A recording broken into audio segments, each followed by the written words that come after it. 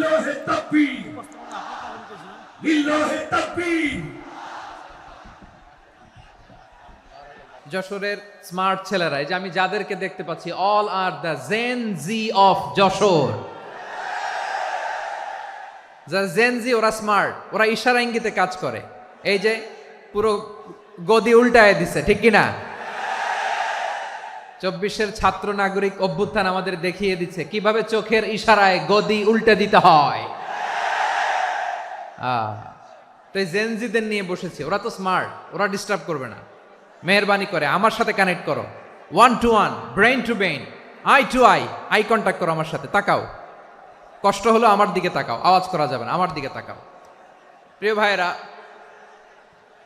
Human resource ডেভেলপমেন্টের ব্যাপারে কিছু কথা বলবো। এই যে আমাদের বিশাল জনসংখ্যা, এই জনসংখ্যাকে কি করে জনসম্পদে রূপান্তরিত করা যায় এ ব্যাপারে কথা বলবো। আমি সূরাতু বনী ইসরাইলের 70 নম্বর আয়াত তেলাওয়াত করেছি। এই আয়াতের আলোকে কিছু কথা আমি আপনাদের সামনে বলবো।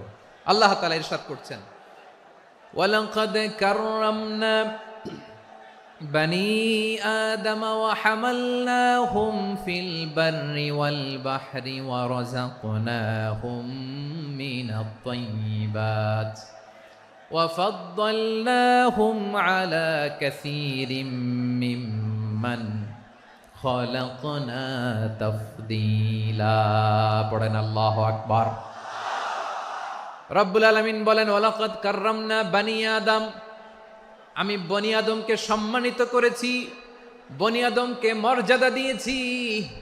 ওয়া হামালনাহুম ফিল বাররি ওয়াল বাহর, বনী আদমকে জলে স্থলে, স্থলে এবং সমুদ্রে চলাচলের বাহন দিয়েছি। ওয়া রাযাকনাহুম মিনাত তাইয়্যিবাত, তাদেরকে পবিত্র রিজিকের বন্দোবস্ত করেছি। ওয়া ফাদ্দালনাহুম আলা কাসীরিম মিম্মান খালাকনা তাফদীলা, আর আমি আল্লাহ যাদেরকে সৃষ্টি করেছি তাদের মধ্য থেকে বনী আদমকে আমি শ্রেষ্ঠ বানিয়েছি। আমরা শ্রেষ্ঠ, আমরা আশরাফুল মাখলুকাত। আমরা কি? এই যে এমনি চিল্লাচিল্লি করে, জিজ্ঞেস করলে বলে না। আমরা আশরাফুল মাখলুকাত, আমরা কি? শ্রেষ্ঠ, সবার চেয়ে সেরা। আমাদের মতো করে আল্লাহ কাউকে বানায় নাই। 2 পায়ে ভর করে, শির দ্বারা এরকম স্ট্যান্ড রেখে মাথা উঁচু করে দাঁড়াতে পারে এরকম কোন প্রাণী পৃথিবীতে আছে? এজন্য আল্লাহ বলেন, ওয়ালাকাদ কাররামনা বনী আদম, আমি বনী আদমকে সম্মানিত করেছি, তাদেরকে আমি মর্যাদা দিয়েছি। তাদেরকে আমি যত মর্যাদা দিয়েছি আমার কোন সৃষ্টিকে এত মর্যাদা দেই নাই। পড়েন সুবহানাল্লাহ। I have dignified the status of the sons of Adam. আদমের সব সন্তানের মর্যাদা আমি বাড়িয়েছি। আল্লাহ এখানে বলেননি ওয়ালাকাদ কাররামনাল মুমিনিন, আমি মুমিনের মর্যাদা বাড়িয়েছি, বলেছেন? আল্লাহ এখানে বলেন নাই ওয়ালাকাদ কাররামনাল মুসলিমিন, আমি মুসলিমের মর্যাদা বাড়িয়েছি। আল্লাহ বলেছেন ওয়ালাকাদ কাররামনা বনী আদম, আমি বনী আদমের সম্মান বাড়িয়েছি। হোক সে মুমিন কিংবা কাফের, মুসলিম কিংবা মুশরিক, আস্তিক কিংবা নাস্তিক, আরব কিংবা অনারব, যেই হোক না কেন, আদম সন্তান সবগুলার মর্যাদা বাড়ায় দিয়েছে কে? সবার মর্যাদা আল্লাহ বাড়িয়েছে। মানুষ হিসেবে মর্যাদা। বিশ্বনবী সাল্লাল্লাহু আলাইহি ওয়াসাল্লাম ইহুদির লাশ দেখে দাঁড়িয়ে গেলেন। কার লাশ? আমার যশোরের ভাইয়েরা আওয়াজ করে বলুন, কার লাশ? ইহুদির লাশ দেখে দাঁড়ায় গেলেন। সাহাবারা বললেন, ইয়া রাসূলুল্লাহ, আপনি দাঁড়ালেন যে, এটা তো ইহুদির লাশ। বিশ্বনবী বললেন, আওয়ালাইসাত নাফসান, এটা কি মানুষ নয়? এটা হোক ইহুদি হোক খ্রিস্টান, এটা তো মানুষ। আমি মানুষ দেখে দাঁড়িয়েছি। আই স্যালিউট দ্য হিউম্যানিটি, আমি মানবতাকে সম্মান করেছি। পড়েন সুবহানাল্লাহ। তাহলে এই জমিনে মানুষের মর্যাদা বেশি, হোক আস্তিক হোক নাস্তিক, হোক মুমিন কিংবা কাফের। আদমের সন্তান হলে, মানুষ হলেই তার মর্যাদা বাড়িয়েছে কে? আমার কলিজার টুকরা যশোরের ভাইয়েরা, মানুষের মর্যাদা আল্লাহ এত বাড়িয়েছেন, মানুষ জীবিত থাকলেও যেমনি মর্যাদাবান, মরে গেলেও মর্যাদাবান। সুবহানাল্লাহ পড়েন। মানুষ মরে গেলে এই ডেড বডিটা কি হয়? পচে যায়, গলে যায়, মাটির সাথে মিশে যায়। তাই বলে আপনি ডেড বডির সাথে যাচ্ছে তাই করতে পারবেন না। পারবেন? কেউ যদি অন্যায় করে, তাকে যদি আপনি শাস্তির আওতায় আনেন, যা মনে চায় করতে পারবেন না। তারা আগুন দিয়ে পোড়াতে পারবেন না, নাক কাটতে পারবেন না, কান কাটতে পারবেন না, অঙ্গ বিকৃতি করতে পারবেন না। কারণ মানব জাতির মর্যাদা স্বয়ং দিয়েছে কে? ডেড বডি পচে যাবে, গলে যাবে, তারপরে ইসলাম বলে না, খবরদার, এই মরা লাশটারও একটা মর্যাদা আছে না নাই? ইসলাম বলে এই লাশটা গলে যাবে, পচে যাবে, কিন্তু এটার অমর্যাদা করো না। কর্পূর দিয়ে, খেজুর পাতা দিয়ে এটাকে ওয়ার্ম ওয়াটার দিয়ে, গরম পানি দিয়ে ধৌত করো, সাদা শুভ্র ধবধবে কাপড় দিয়ে লাশটাকে তুমি কাভার করো, তারপরে খাটিয়ার মধ্যে লাশটাকে রেখে বিশাল একটা প্রোগ্রাম করো, একটা ফিউনারাল প্রোগ্রাম করো। ওই প্রোগ্রামের ডানে বায়ে পেছনে লাশটারে রাখলে হবে না, প্রোগ্রামের একেবারে সামনটাতে তুমি লাশটাকে রাখো। সুবহানাল্লাহ। একটা ফিউনারাল প্রোগ্রাম করতে হবে, তাকে শেষ বিদায় জানাতে হবে, যেটাকে আমরা জানাজা বলি। কি বলি? জানাজা মানে মাইয়েতের জন্য দোয়া, তার জন্য দোয়া করা হয়, তাকে একটা সিস্টেমেটিক অর্ডারে কবরে রাখা হয়, সুন্দরভাবে সেটাকে কবরস্থ করা হয়, মাটি দেয়া হয়, পানি দেয়া হয়। তার মানে মরে গেলেও মানুষের সম্মান বাড়ায় দিয়েছে কে? এজন্য আল্লাহ বললেন ওয়ালাকাদ কাররামনা বানি আদম, বনি আদমের সম্মান মর্যাদা আমি আল্লাহ বাড়িয়ে দিয়েছি। মানুষের সম্মানে তুমি কখনো আঘাত করো না, ঠিক কি না? তাহলে ভাই, প্রথম মেসেজ হচ্ছে, the first and foremost message tonight to the people of জাসর। আল্লাহ বলেন, I have dignified the status of son of Adam. আমি বনি আদম সবার মর্যাদা বাড়িয়ে দিয়েছি, হোক আস্তিক নাস্তিক, হোক কাফের কিংবা মুশরিক, তার মর্যাদা বাড়াই দিছে কে? যখন বন্যা হয়, আমরা ত্রাণ নিয়ে যাই, আমরা শুধু মুসলমানদেরকে ত্রাণ দেই নাকি? হ্যাঁ, আমরা মুসলমানকেও দেই, অমুসলমানকেও দেই, হিন্দুকেও দেই, বৌদ্ধকেও দেই। যেখানেই মানবতা বিপন্ন, সেখানে ইসলামের হেল্পিং হ্যান্ড আছে না নাই? সুবহানাল্লাহ। কি দিন আমরা পেয়েছি, কি বিধান আমরা পেয়েছি। ওয়ালাকাদ কাররামনা বানি আদম, আমি বনি আদমকে সম্মানিত করেছি। এরপর আল্লাহ বললেন ওয়া হামালনাহুম ফিল বাররি ওয়াল বাহর, মানুষকে স্থলে এবং সমুদ্রে চলাচলের বাহন আমি দিয়েছি। স্থলে কিভাবে চলবে, জলে কিভাবে চলবে, এই বাহনের ব্যবস্থা করেছে কে? এই জেনজি, এই স্যামড়া, ইরাম করতেছো কিসের জন্য? হ্যাঁ, ইরাম করলে চলবি? হ্যাঁ, বস বস বস বস। আওয়াজ করতেছো কেন? দিবা না, কথা বলতে দিবা না আমাকে? তো এইটা বুঝি তোমাদের ভালোবাসার নমুনা? তোমাদের ভালোবাসার কারণে যদি আমি কোথাও দাঁড়াতেই না পারি, কোথাও বসতে না পারি, কোথাও দুটা কথা বলতে না পারি, এই ভালোবাসা দিয়ে কি হবে আমার? বরং ঘামতে ঘামতে ঘর্মাক্ত হব, রক্তাক্ত হব। কিন্তু সেন্ট্রাল থেকে, সেন্ট্রালি যে ইনস্ট্রাকশন আসবে, সেই ইনস্ট্রাকশনের এক চুল আমরা ডানে বায়ে যাব না। এইটা গণজাগরণের জন্য এইটা দরকার, ইসলামী বিপ্লবের জন্য এইটা দরকার। তো আধা ঘন্টা ধরে যদি তোমাদেরকে থামানোই না যায়, এই লস্কর দিয়ে আমি কি করব? আল্লাহর ওয়াস্তে নো নো নো স্লোগান, চুপচাপ একেবারে আমার দিকে তাকাও। আল্লাহ বললেন ওয়া হামালনাহুম ফিল বাররি ওয়াল বাহর, জলে স্থলে আমি চলাচলের যানবাহনের ব্যবস্থা করেছি। আমরা স্থলে ঘোড়ার উপরে চড়ি, উটের উপরে চড়ি, গাড়ির উপরে চড়ি। এই যে গাড়ির ইঞ্জিন বানাইছি আমরা, এটার মেধা দিয়েছে কে? আবার সাগরের মধ্যে আমরা নৌযান, জলযান, বড় বড় জাহাজ দিয়ে এক মহাদেশ থেকে আরেক মহাদেশ যাই, এক দেশ থেকে মালামালগুলো আরেক দেশে পাঠাই। সাগরের ভেতরে নৌকাগুলোরে ধরে রাখলো কে? ওয়াল ফুলকিল্লাতি তাজরি ফিল বাহরি বিমা ইয়ানফাউন নাস, মানুষের উপকার আছে এরকম সরঞ্জামাদি নিয়ে সাগরের উপরে বিশাল বিশাল জলযানগুলো চলে। এগুলো ডুবে যায় না, কাত হয়ে যায় না, পড়ে যায় না। এগুলোকে স্থিতিস্থাপকতাকে ঠিক করে রাখলো কে?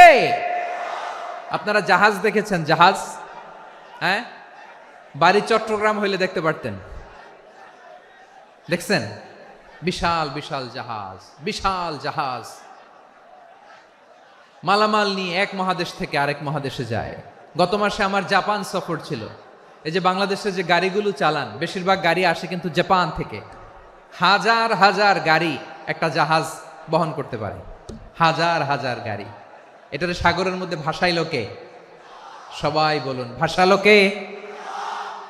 হাজার হাজার গাড়ি নিয়ে জাপানিজ গাড়িগুলো আমাদের চট্টগ্রামের এয়ারপোর্টের বন্দরে ভিড়ে। যুক্তরাষ্ট্রে আমি দেখেছি বিশাল বিশাল জাহাজ। আপনারা টাইটানিক জাহাজের নাম শুনেছেন? টাইটানিকেরও 8 গুণ 10 গুণ বড়। সুবহানাল্লাহ কইবেন না? টাইটানিক জাহাজের 8 গুণ 10 গুণ বড় একটা জাহাজ আছে, আইকন অফ দ্য সি, আমি দেখে এসেছি। রয়্যাল ক্যারিবিয়ান দেখে এসেছি। সাগরের সামনে জেটিতে যখন দাঁড়ালাম, জাহাজটা যখন যায়, আমার মনে হচ্ছে একটা শহর, গোটা শহর, the entire city is floating on the water. পুরো একটা শহর মনে হয় পানির উপর দিয়ে ভেসে যাচ্ছে। পড়েন সুবহানাল্লাহ। এই যে আইকন অফ দ্য সি, এই ক্রুজ, এই জাহাজটা, এটার ভিতরে স্টেডিয়াম আছে। কিসের ভিতরে স্টেডিয়াম? কথা বুঝে নাই বোধহয়। স্টেডিয়াম কিসের ভিতর? সুইমিং পুল আছে, শপিং মল আছে, রেস্টুরেন্ট আছে, ক্লাব আছে, 3000 4000 রুম বিশিষ্ট, কক্ষ বিশিষ্ট হোটেল আছে। এই সবগুলোর নিয়ে এগুলো চলে সাগরের এই দোলার মধ্যে, জলোচ্ছ্বাসের মধ্যে, এই সাগরের ভেতরে এই জাহাজগুলোর ভাষায় রাখছে কে? সূরাতুর আর রহমানে আল্লাহ তাআলা বললেন, ওয়ালাহুল জাওয়ারিল মুনশাআতু ফিল বাহরি কাল আ'লাম ফাবিআইয়ি আলা, সবাই পড়েন, ফাবিআইয়ি আলাই রাব্বিকুমা তুকাযযিবান। পাহাড় সম বড় বড় জাহাজগুলো মাল বোঝাই করে সাগরের মধ্যে ভেসে বেড়ায়। এগুলো দিয়ে মালামাল বহন করা যায়, মানুষরা এক দেশ থেকে আরেক দেশে যায়। এই জাহাজগুলোর সাগরের ভেতরে ভাসায় রাখলো কে? এই আয়াতের ভেতরে আল্লাহ তাআলা সূরাত বনী ইসরাঈলের এই চমৎকার আয়াতের ভেতরে আল্লাহ তাআলা বেসিক্যালি মানব জাতির প্রতি তার 4টি স্পেশাল অনুগ্রহের কথা বলেছেন। কয়টি? 2টা বলে ফেলছি। 1 নাম্বার, ওয়ালাকাদ কাররামনা বানি আদম, আমি বনি আদমের সম্মান বাড়াইছি। নাকি মুসলমানদের? নাকি মুসল্লিদের? কার সম্মান বাড়িয়েছি? বনি আদমের। তাহলে human dignity, the first part of the verse talks about the human dignity. 2 number অংশ আল্লাহ তাআলা বললেন, ওয়া হামালনাহুম ফিল বাররি ওয়াল বাহর, স্থলে এবং সমুদ্রে আমি তাদের জন্য চলাচলের বাহন দিয়েছি। সুবহানাল্লাহ। তার মানে smooth movement on land and sea, জলে এবং স্থলে যাতে আমরা স্মুথলি মুভ করতে পারি আল্লাহ তাআলা দিয়েছেন। 3 নম্বরে আল্লাহ তাআলা বললেন, ওয়া রাযাকনাহুম মিনাত তাইয়্যিবাত, মানুষের জন্য আমি পবিত্র রিজিকের ব্যবস্থা করেছি। জলে এবং স্থলে যত প্রাণী আছে সবগুলা প্রাণীকে রিজিক দেয় কে? আমাদেরকে রিজিক দেয় কে? সাগরের মাছগুলোকে, বড় বড় তিমি মাছগুলোরে রিজিক দেয় কে? বাতাসের মধ্যে ভেসে বেড়ানো বড় বড় পাখিগুলো, স্ক্যান্ডিনেভিয়ান কান্ট্রি থেকে লক্ষ লক্ষ কোটি কোটি পাখিগুলো যে এক দেশ থেকে আরেক দেশে ট্রান্সফার হয়, এগুলোর রিজিক দেয় কে? রব্বুল আলামিন বলেন, ওয়ামা মিন দাব্বাতিন ফিল আরদি ইল্লা আলাল্লাহি রিজকুহা ওয়া ইয়ালামু মুস্তাকাররাহা ওয়া মুস্তাওদাআহা কুল্লুম ফি কিতাবিম মুবিন। আল্লাহু আকবার। রব্বুল আলামিন বলেন, ভূপৃষ্ঠে বিচরণশীল যত প্রাণী আছে সব প্রাণীগুলোকে আমি আল্লাহ আমার নিজের কুদরতে রিজিকের বন্দোবস্ত করি। এই প্রাণীগুলো কোথায় থাকে, কোথায় যায়, সব জায়গায় আমি রিজিক পৌঁছে দেই। রিজিক কেউ দিতে পারে না, রিজিকের মালিক কে? রিজিকের মালিক তিনি আল্লাহ। এজন্য আল্লাহ তাআলা বললেন, ওয়া রাযাকনাহুম মিনাত তাইয়্যিবাত। এরপর আল্লাহ বললেন, ওয়া ফাদ্দালনাহুম আলা কাসীরিম মিম্মান খালাকনা তাফদীলা। আমি যত প্রাণী সৃষ্টি করেছি সকল প্রাণীর মধ্যে মানুষের মর্যাদা, শ্রেষ্ঠত্ব আমি দিয়েছি। সুবহানাল্লাহ পড়েন। তাহলে 1 নম্বরে আল্লাহ বললেন, আমি বনি আদমের মর্যাদা বাড়ালাম। এরপরে বললেন, স্থলে এবং সমুদ্রে চলাচলের জন্য যানবাহন দিলাম। 3 নম্বরে আল্লাহ বললেন, পবিত্র রিজিকের ব্যবস্থা করে দিলাম। এরপরে আল্লাহ বললেন, যত প্রাণী আছে, সৃষ্টি আছে, সবগুলার উপরে আমি মানুষকে শ্রেষ্ঠত্ব দিলাম। সুবহানাল্লাহ। তাহলে সবচেয়ে বেশি শ্রেষ্ঠত্ব মানুষের। কার? মানুষের। শুধু তাই নয় প্রিয় ভাইরা, আকাশ এবং জমিনে যা কিছু আছে সবকিছু মানুষের জন্য, মানুষের কল্যাণে, মানুষের প্রয়োজনে, মানুষের বশীভূত করে সৃষ্টি করেছেন কে? রব্বুল আলামিন বলেন, হুয়াল্লাযী খালাকা লাকুম মা ফিল আরদি জামিআ। এই জমিনের মধ্যে যা কিছু আমি আল্লাহ সৃষ্টি করেছি সব কিছু আমি মানুষের জন্য সৃষ্টি করেছি। পড়েন সুবহানাল্লাহ। হুয়াল্লাযী খালাকা লাকুম মা ফিল আরদি জামিআ, যা আছে সব আমাদের জন্য, সব আমাদেরকে সার্ভিস দেওয়ার জন্য, আমাদের উপকারের জন্য, আমাদের কল্যাণের জন্য। আওয়াজ করে সবাই পড়ুন আল্লাহু আকবার। অন্য আয়াতে আল্লাহ বললেন, ওয়াসাখখারা লাকুম মা ফিস সামাওয়াতি ওয়া মা ফিল আরদি জামিআম মিন ইন্না ফি যালিকা লাআয়াতিন লিকাউমিন ইয়াতাফাক্কারুন।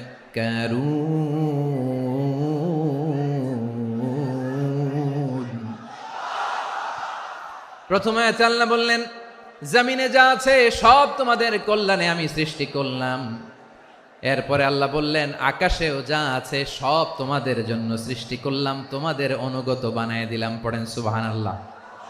মানুষের কি ব্রেইন দেখেন, মানুষ জমিন ছেড়ে আকাশে চলে যায়। পাখি দেখে মানুষের শখ হলো, পাখি যেহেতু উঠতে পারে আমরাও পারবো। অরবিল রাইট, উইলবার রাইট, দুই ভাই মিলে আঁকাঝোঁকা করতে করতে করতে করতে প্লেন বানায় ফেললো। কোন সুবহানাল্লাহ। এখন পাখিও ওরে, আমরাও ওরি। এরপরেই মানুষের কৌতূহল থামে না এখানে। মানুষ চলে গিয়েছে চাঁদে। কোথায় গেছে? এখন কিন্তু চাঁদে জমি বিক্রি হয় জানেন। পৃথিবী নিয়ে মারামারি শেষ, রাশিয়া আমেরিকা এখন ধরছে চাঁদ আর মঙ্গল গ্রহ। এখন চাঁদে জমি বিক্রি হয়, মঙ্গলে জমি বিক্রি হয়। এই চাঁদ, মঙ্গল, বৃহস্পতি, শনি সব আল্লাহ তাআলা আমাদের জন্য বানিয়েছেন। সুবহানাল্লাহ পড়েন। মানুষ সাগরের উপরে চড়ে, শূন্যে ভেসে বেড়ায়, পাহাড় কেটে সুড়ঙ্গ বানায়, টানেল বানায়। মানুষ ব্রডব্যান্ডের লাইন নিয়ে যায় সাগরের ভেতর দিয়ে, এক দেশ থেকে আরেক দেশে, এক মহাদেশ থেকে আরেক মহাদেশে। সুবহানাল্লাহ পড়েন। তার মানে গোটা বিশ্বের সব কিছুর উপরে control, superiority over all creatures, সব কিছুর উপর কন্ট্রোল, মনিটরিং, নিয়ন্ত্রণ, এটা প্রতিষ্ঠা করে দিয়েছে কে? এজন্যই মানুষের শ্রেষ্ঠত্ব। ওয়ালাকাদ কাররামনা বানি আদম, আমি বনি আদমের সম্মান বাড়িয়েছি, মর্যাদা আমি বাড়িয়ে দিয়েছি এই কারণে, কারণ মানুষ সব কিছুর উপর নিয়ন্ত্রণ নিতে পারে। মানুষকে নিয়ে এই কোরআনের সব আলোচনা, মানুষকে নিয়ে এই কোরআনের সব। তাই কোরআনের কেন্দ্রীয় আলোচ্য বিষয় হচ্ছে মানুষ। কোরআনের কেন্দ্রীয় আলোচ্য বিষয় কি? যশোরের ভাইয়েরা বুঝে থাকলে সবাই বলবেন, কোরআনের কেন্দ্রীয় আলোচ্য বিষয় কি? এই যে আমি মূল আলোচনায় যাচ্ছি এখন। কেন মানুষ কোরআনের কেন্দ্রীয় আলোচ্য বিষয়? এই যে ভাইয়েরা, এই যে হাত জোর করে, এই যে Jessore Gen Z, the smart people of Jessore, হাত জোর করে বলতেছে, হাত জোর করে তোদের কাছে আল্লাহর দোহাই লাগে, স্টপ স্টপ। শুরুতে একবার বলেছে, জায়গা না হলে আস্তে আস্তে ধাক্কা দিবা, সামনে না পিছনে, দিয়ে দিয়ে বেরোয় চলে যাও। এলইডিতে দেখো, এই যে এই যে আল্লাহর ওয়াস্তে জায়গা না হলে ওদিকে যাও। কোরআনের মাহফিলে বিশৃঙ্খলা, এটা কাফিরদের আলামত। কাফিররা শীষ দিত, শীষ। বিশ্বনবী কোরআনের তাফসির করলে কাফিররা শীষ দিত আর ক্ল্যাপিং করত, হুইসেল অ্যান্ড ক্ল্যাপিং। তো আমরা কি এখানে বিশৃঙ্খলা করতে আসছি? তো বারবার থামানো লাগে কেন? কোনো আওয়াজ হবে না, বললাম তো, স্টপ। আওয়াজ করে বলুন, কোরআনের কেন্দ্রীয় আলোচ্য বিষয় কি? সবাই বলেননি। এতগুলো মানুষ উত্তর দিলে এতটুকু আওয়াজ হয়, অন্তত আমি বিশ্বাস করি না। যশোর, আওয়াজ করে বলো, কোরআনের কেন্দ্রীয় আলোচ্য বিষয় কি? মানুষ। এই মানুষ কোরআনের কেন্দ্রীয় আলোচ্য বিষয়। মানুষকে আল্লাহ স্বাধীনতা দিয়েছেন। ফামান শাআ ফালইউমিন ওয়া মান শাআ ফালইয়াকফুর। চাইলে মুমিন হতে পারো, চাইলে কাফের হতে পারো, তোমার ইচ্ছা। তবে জেনে রাখো, মুমিন হলে পাবা জান্নাত, কাফির হলে পাবা জাহান্নাম। নাও দ্য ডিসিশন ইজ ইয়ার্স। সিদ্ধান্ত তোমার, জান্নাতে যাবা না জাহান্নামে যাবা। যশোরের ভাইয়ের আওয়াজ করে বলুন, কই যেতে চান, জান্নাতে না জাহান্নামে? ডান দিকে না বাম দিকে? ডানপন্থী না বামপন্থী? চিল্লা চিল্লি না চুপচাপ? চুপচাপ কয়ে আবার চিল্লাচিল্লি শুরু করে দিচ্ছে। মাশাআল্লাহ। তাহলে কোরআনের কেন্দ্রীয় আলোচ্য বিষয় মানুষ। আমার সাথে থাকতে হবে, তোমাদেরকে নিয়ে আমি আলোচনার শেষ পর্যন্ত যাব। অনেক গুরুত্বপূর্ণ কথা বাকি আছে, আমাকে সহযোগিতা করতে হবে। মার্শাল্লাহ, এই তো ঠান্ডা হয়েছে। হ্যাঁ, ঠিক আছে ঠিক আছে ঠিক আছে। মানুষকে আল্লাহ এত স্বাধীনতা দিয়েছেন, মানুষ চাইলে অনেক ভালো হইতে পারে। ভালোর রাস্তাও খোলা, খারাপ হওয়ার রাস্তাও খোলা। ভালো হইলে মানুষ অনেক ভালো, খারাপ হইলে অনেক খারাপ। ভালো হইলে সবচেয়ে ভালো, খারাপ হইলে সবচেয়ে খারাপ। এজন্য সিদ্ধান্ত আপনাকেই নিতে হবে। আল্লাহ তাআলা বলছেন, লাকাদ খালাকনাল ইনসানা ফি আহসানি তাকওয়িম সুম্মা রাদাদনাহু আসফালা সাফিলিন। আমি মানুষকে অনেক সুন্দর অবয়বে, সুন্দর আকৃতিতে সৃষ্টি করেছি। তার শুধু চেহারার ডিজাইনটাই সুন্দর নয়, তার ব্রেনটা বড্ড সুন্দর, তার মানসিকতা বড্ড সুন্দর, তার সৃজনশীলতা বড্ড সুন্দর। পড়েন সুবহানাল্লাহ। আমাদের চেহারা, অবয়ব, ডিজাইন যে সুন্দর তা না, আমাদের ব্রেনটা অনেক সফিস্টিকেটেড ব্রেন, অনেক সফিস্টিকেটেড। এই 1.5 কেজি ব্রেন ইউজ করে মানুষ গোটা বিশ্বে সভ্যতা বিনির্মাণ করেছে, ঠিক কিনা? এই ব্রেন আল্লাহ তাআলা আমাকে দিয়েছে। এটারে কাজে লাগালে, আপনার 6 সেন্স কাজে লাগালে আপনি অনন্য মানুষ হয়ে উঠবেন, মহামানবে রূপান্তরিত হবেন। মানুষ হতে পারে, চাইলেই মহামানব হতে পারে। আবার যদি মানুষ চায় খারাপও হতে পারে। আল্লাহ বললেন শুধু ভালোই না, ভালো হতে চাইলে অনেক ভালো তুমি হতে পারো, আবার খারাপ হতে চাইলে অনেক খারাপ তুমি হতে পারো। সুম্মা রাদাদনাহু আসফালা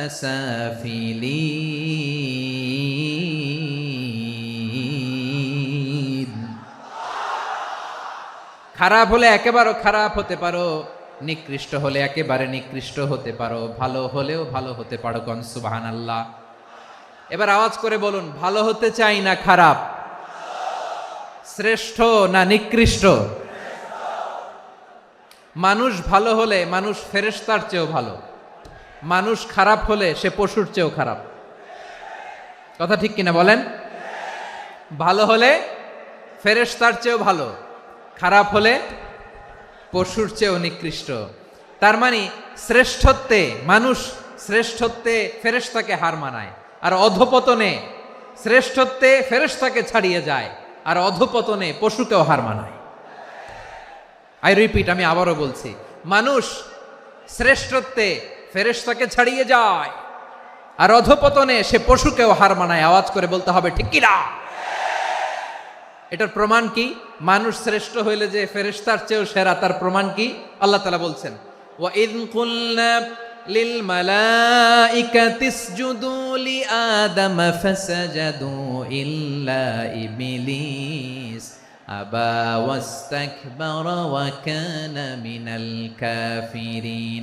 আল্লাহ বলেন, স্মরণ করো সে সময়ের কথা যখন আমি ফেরেশতাদেরকে বললাম, ও ফেরেশতারা আদমকে সেজদা দাও। সব ফেরেশতারা সম্মান সূচক সেজদা আদমকে দিল, তারা আদমের জন্য সেজদায় লুটিয়ে পড়লো, একজন ছাড়া, তার নাম ইবলিস। আওয়াজ করে বলেন, তার নাম কি? সে অহংকার প্রদর্শন করলো, সে কাফের হয়ে গেল, বাকি সব ফেরেশতারা সেজদা দিল। সুবহানাল্লাহ। আবার আদম আলাইহিস সালামকে আল্লাহ জিজ্ঞেস করলেন, সব বলে দিল উত্তর, কিন্তু ফেরেশতাদেরকে একই প্রশ্ন জিজ্ঞেস করলেন, তারা উত্তর করতে পারে নাই।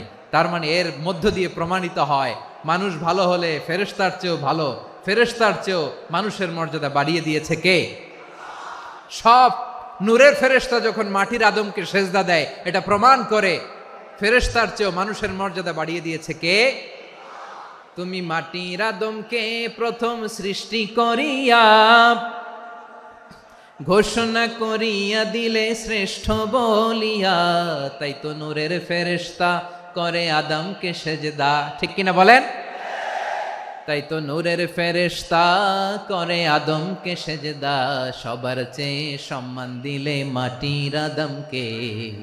আল্লাহু আল্লাহু তুমি জাল্লে জালালুহু, শেষ করা তো যায় না গে তোমার গুণগান। পড়েন না? পড়েন, আল্লাহু আল্লাহু তুমি জাল্লে জালালুহু, শেষ করা তো যায় না গে তোমার গুণগান। আল্লাহু আল্লাহু আল্লাহু আকবার। আদমের মর্যাদা বেশি, মানুষের মর্যাদা বেশি, মানুষ শ্রেষ্ঠ তার প্রমাণ, নূরের ফেরেশতা মাটির আদমকে সেজদা করে আওয়াজ করে বলেন ঠিক কিনা। তাহলে মানুষ ভালো হলে ফেরেশতার চেয়ে ভালো।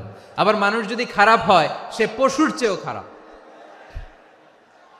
অধপতনে পশুত্বকে হার মানায়। তার প্রমাণ কি? তার প্রমাণ হচ্ছে যশোরের ভাইরা দেখবেন পত্রিকায় নিউজ পেপারে মাঝে মাঝে এরকম দেখা যায়, এক মানুষ আরেক মানুষকে হত্যা করে ২০ টুকরা করে বস্তার ভেতরে ভরেছে। আপনারা এই নিউজ পড়েন নাই না? দেখেন নাই? দেখছেন? মানুষ মানুষকে হত্যা করে কয় টুকরা? জোরে বলেন। এখানেই ক্ষান্ত হয় না, আবার কোথায় ভরছে? বস্তার ভেতরে। আচ্ছা, বুঝে থাকলে আওয়াজ করে বলেন, কোনদিন শুনছেন একটা হাতি আর একটা হাতিকে হত্যা করে ২০ টুকরা করছে, এরপরে বস্তার ভিতরে ভরছে? হয়েছে? তাহলে দেখেন, মানুষ যদি খারাপ হয় সে পশুকেও হার মানায়। চিল্লায় বলো ঠিক কিনা।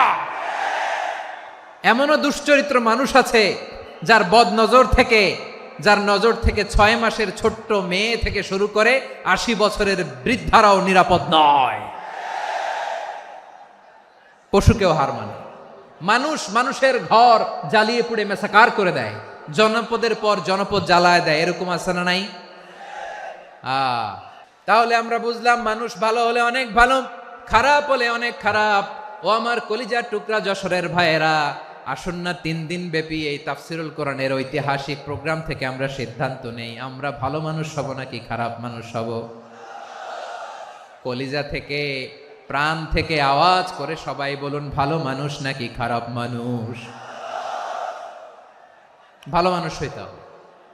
ভালো মানুষ যারা জগৎটাকে এনলাইটেন করবে, যারা সত্যের বীর সেনানী হয়ে দাঁড়াবে, যারা সত্যের পক্ষে কথা বলবে, যারা জালিমের মসনদকে ভেঙে খান খান করে দেবে। এরকম হওয়ার দরকার আছে না নাই? এরকম ভালো মানুষ আমরা হতে চাই কি চাই না? মানুষকে যত্ন নিলে মানুষ যে কত ভালো হয় আপনি কল্পনাও করতে পারবেন না। এই যে আপনাদের যশোরে যে ভালো ছেলেগুলো আছে, যে ভালো তরুণগুলো আছে, যে যুবকগুলো আছে, যে ভালো আলেমরা আছে, ভালো নেতারা আছে, সবাই যদি তাদের মতো হতো, পুরো যশোরটা একটা জান্নাতের টুকরা হয়ে যেত। আওয়াজ করে বলেন ঠিক কিনা। মানুষকে নার্চারিং করলে, মানুষকে পলিশ করলে, মানুষকে গ্রুমিং করলে, মানুষকে সঠিক তারবিয়া দিলে মানুষ অনন্য হয়ে ওঠে। প্রতিটি মানুষ অনন্য। আমি অনন্য, আপনি অনন্য, আমরা সবাই অনন্য। সুবহানাল্লাহ বলেন। মানুষকে আল্লাহ তাআলা দিয়েছেন অসীম ক্ষমতা। সুবহানাল্লাহ। একটা মানুষ পারে না এমন কিছু নাই। বিশ্বাস করতে হবে, মানুষ যা কল্পনা করতে পারে ওইটা মানুষ করে দেখাতে পারে। যশোরের ভাইয়ের, আই রিপিট, আমি আবারও বলছি, এই চিল্লাচিল্লি করলে আমার এই গুরুত্বপূর্ণ কথা তোমরা মিস করবা। কপাল পড়া হয়েও না, আওয়াজ করে কপাল পড়া হবে না। আমার দিকে তাকাও। মানুষ যা কল্পনা করতে পারে সেটা মানুষ করে দেখাতে পারে। তুমি তোমার কল্পনার রাজ্যকে সাজাও, তোমাকে হারাতে পারে এমন কোন শক্তি আল্লাহর জমিনে নাই। তোমার কি শক্তি, কি সম্ভাবনা তুমি জানোই না মিয়া। তুমি এদিকে তাকাও কেন? তোমার রাস্তা তো ওই দূরে। তুমি কোথায় যাবে, আল্লাহ তোমার টেনে কোথায় নিয়ে যাবে তুমি কিছুই জানো না। Plan big, dream big. কল্পনার শক্তিকে বড় করো। মানুষ যা কল্পনা করতে পারে মানুষ তা করে দেখাতে পারে। মানুষের কাছে অসাধ্য কিছু নাই মৃত্যু ছাড়া, এক্সেপ্ট ডেথ। মৃত্যু ছাড়া মানুষ সবকিছুকে জয় করতে পারে। মৃত্যু ছাড়া যে কোনো অসাধ্যকে সাধন করার ক্ষমতা মানুষকে দিয়ে দিয়েছে কে? হারার জন্য তোমার জন্মই হয় নাই, তোমার জন্ম হয়েছে জিতার জন্য, বিজয়ের জন্য তোমার জন্ম। মানুষের শুরুটাই হয় বিজয় দিয়ে। যশোর, আওয়াজ করে বলো, মানুষের শুরু হয় কি দিয়ে? আমরা যখন আমার পিতার পৃষ্ঠদেশে ছিলাম, পিতার পৃষ্ঠদেশ থেকে শুক্রাণু যখন মায়ের গর্ভদেশে যেয়ে পড়ে, কতটা শুক্রাণু ভ্রমণ শুরু করে জানো? 20 কোটি শুক্রাণু। একবার সিমেন আউট হলে সেখানে 20 কোটি শুক্রাণু থাকে, ভ্রমণ শুরু করে। ওই 20 কোটি শুক্রাণুর মধ্য থেকে তুমি আমি আজকে এক বিকশিত শুক্রাণু মানব রূপে পৃথিবীতে এসেছি, সুবহানাল্লাহ। ওই 20 কোটি শুক্রাণুর প্রতিযোগিতায় সবাইরে পেছনে ফেলে সেদিন আমি সফল হয়েছিলাম, সেদিন আমি বিজয়ী হয়েছিলাম। সেদিন আমি এত ছোট ছিলাম, মাইক্রোস্কোপ দিয়েও আমার অস্তিত্ব টের পাওয়া যায় না। আমি এত তুচ্ছ ছিলাম, নগণ্য ছিলাম, আমার কান ছিল না, আমার চোখ ছিল না, আমার হাত ছিল না, আমার জন্য রিকমেন্ডেশন করার মতো মামু ছিল না, খালা ছিল না, কেউ ছিল না। তারপরেও ওই প্রতিযোগিতায়, ওই কম্পিটিশনে যখন আমারে কেউ হারাতে পারে নাই, আল্লাহর জমিনেও আমারে কেউ হারাতে পারে না। হারার জন্য তোমার জন্মই হয় নাই, তুমি আসছোই জিতার জন্য, সুবহানাল্লাহ।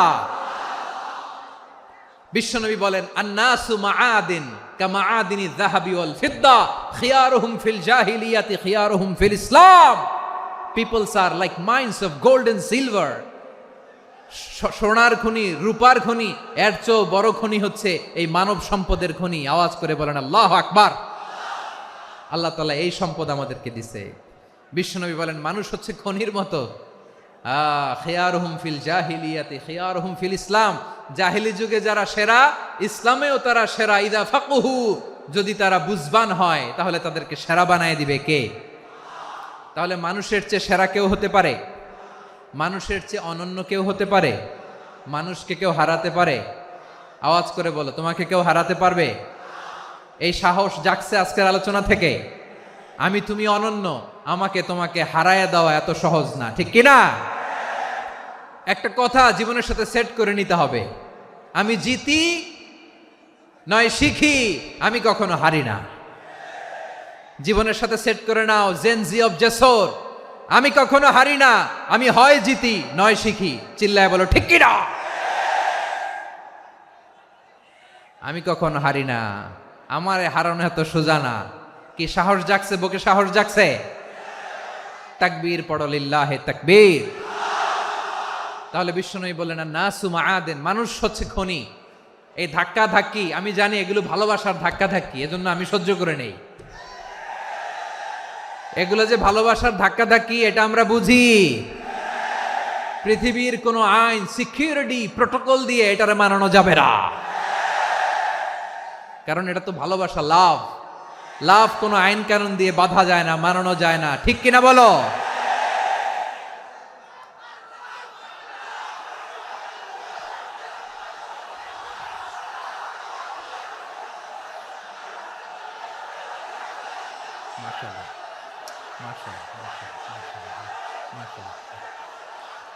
ঠিক আছে, বসুন বসুন বসুন। আল নাসু মাআদিন, মানুষ হচ্ছে খনি। এই খনির যত্ন নিতে হবে। আমার মা বাবা যারা এসেছেন, আপনার ছেলে মেয়ের যত্ন নেন। আপনার ছেলের মধ্যে যে কি পটেনশিয়াল আপনি জানেন না। আপনার এই ছোট্ট অবুজ ছেলেটাই আগামী দিনের শায়েখ আহমদুল্লাহ হবে। আপনার হেফজখানায় পড়া ওই ছোট্ট ছেলেটাই আগামী দিনের আল্লামা মামুনুল হক হবে। আপনার ওই ছেলেটা আমির হামজা হবে, আব্দুল হাই সাইফুল্লাহ হবে। এভাবে বড় বড় আলেম হবে, তারা যুগশ্রেষ্ঠ আলেম হবে। সেই একদিন এই বাংলাদেশের পার্লামেন্টে যে বক্তব্য দিয়ে যশোরের পক্ষে কথা বলবে। আপনি জানেন না, কাউকে ছোট করবেন না আপনি। ওর কনফিডেন্স আপনি কমাবেন না, আপনি কমাতে পারেন না। প্যান্ডেলে আমার যে মা বোনেরা আছেন, ছেলে মেয়েদেরকে কখনো ছোট করে কথা বলবেন না। ও যে কোথায় যাবে আপনি জানেন না। আপনি মা হয়ে তাকে সাহস দিবেন, তার কল্পনার জগৎটাকে সাজাতে তাকে উৎসাহিত করবেন, ঠিক কিনা বলেন?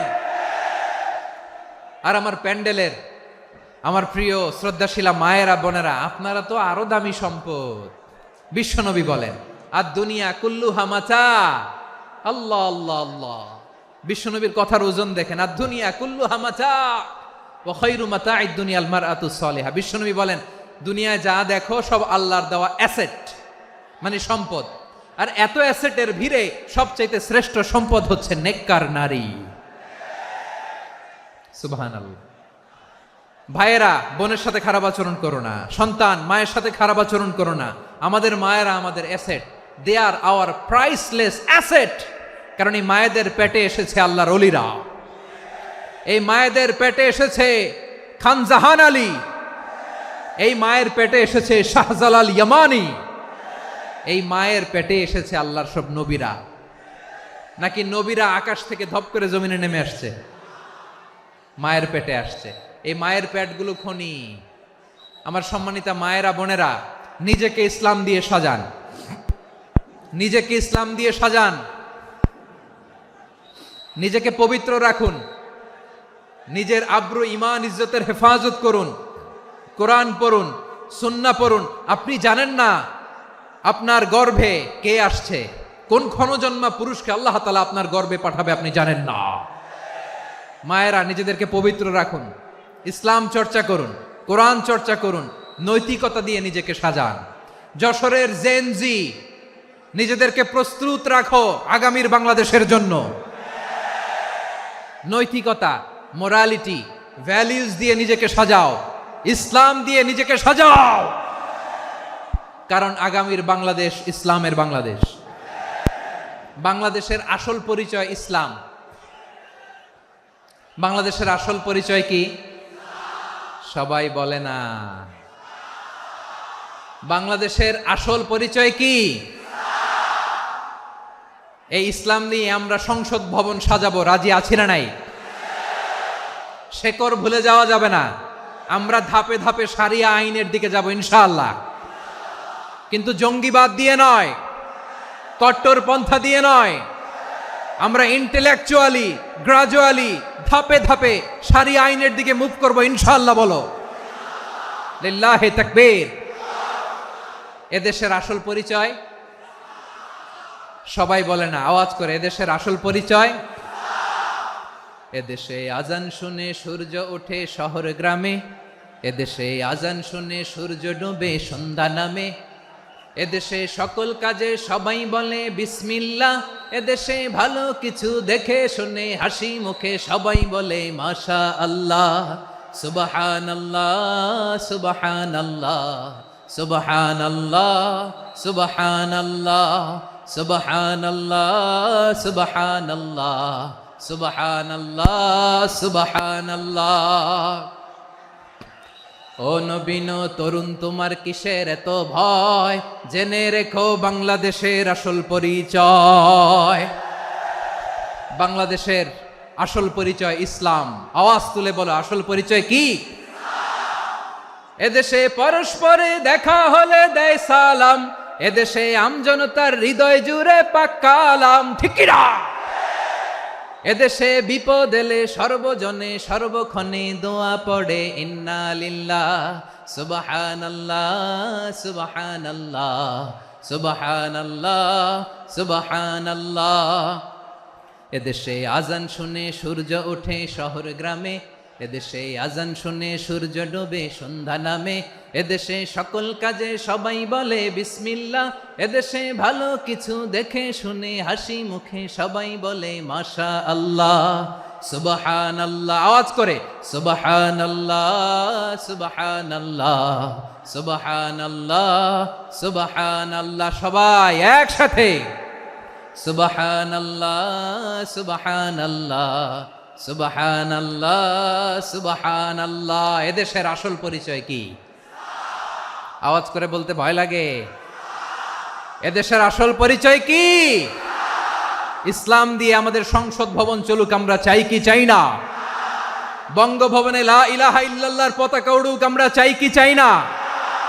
প্রতিটি জেলা অফিসে, ডিসি অফিসে লা ইলাহার পতাকা ঝুলুক, আমরা চাই কি চাই না? কারা কারা চাই হাত তুলে আল্লাহরে দেখায়।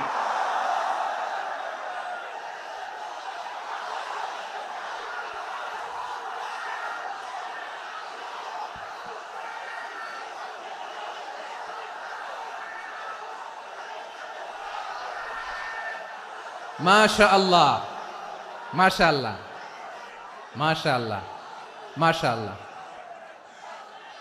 যশোর, আওয়াজ করে বলো, ভালো মানুষ না খারাপ মানুষ? বুঝে বলছো তো? মানুষ ভালো হলে যে কত ভালো। এই মানুষকে যত্ন নিলে, মানুষকে মানুষ বানালে যে সে কি হতে পারে শুনবা? হ্যাঁ, নাকি মোনাজাত দিয়ে দিব? শুনবা? তাহলে থামতে হবে। থামো, আমি যখন বলবো থামো থামো, তাকবীরের সময় দিলে তাকবীর, থামো থামো। মানুষকে যত্ন নিলে, এই এদিকে এদিকে, ড্রোন নামায় ফেলো, হয়েছে, ড্রোনের ফুটেজ হয়ে গেছে, এবার ড্রোন নামায় ফেলো, আমার দিকে তাকাও। মানুষকে, তোমরা এদিক সেদিক তাকালে তো গুরুত্বপূর্ণ পয়েন্ট মিস হয়ে যাবে। এদিকে এদিকে, হ্যাঁ মাস ঠিক আছে, এদিকে। মানুষকে যত্ন নিলে মানুষের মধ্যে যে আল্লাহ কি পটেনশিয়াল রেখেছে। আমি জাপানের দুইটা উদাহরণ দেই। জাপানের, এই এই এভাবে এভাবে হবে, হয় বসো নয় পেছনে, কথা নাই, কথা তো বলাই যাবে না, হারাম কথা বলা আজকে, একেবারে চুপ। আজকের জন্য হারাম করে দিছে আমি, এই কিছু সময়ের জন্য একেবারে নিষিদ্ধ। জাপানের দুইটা উদাহরণ দেই, খেয়াল করে একটু শুনেন, বুঝবেন।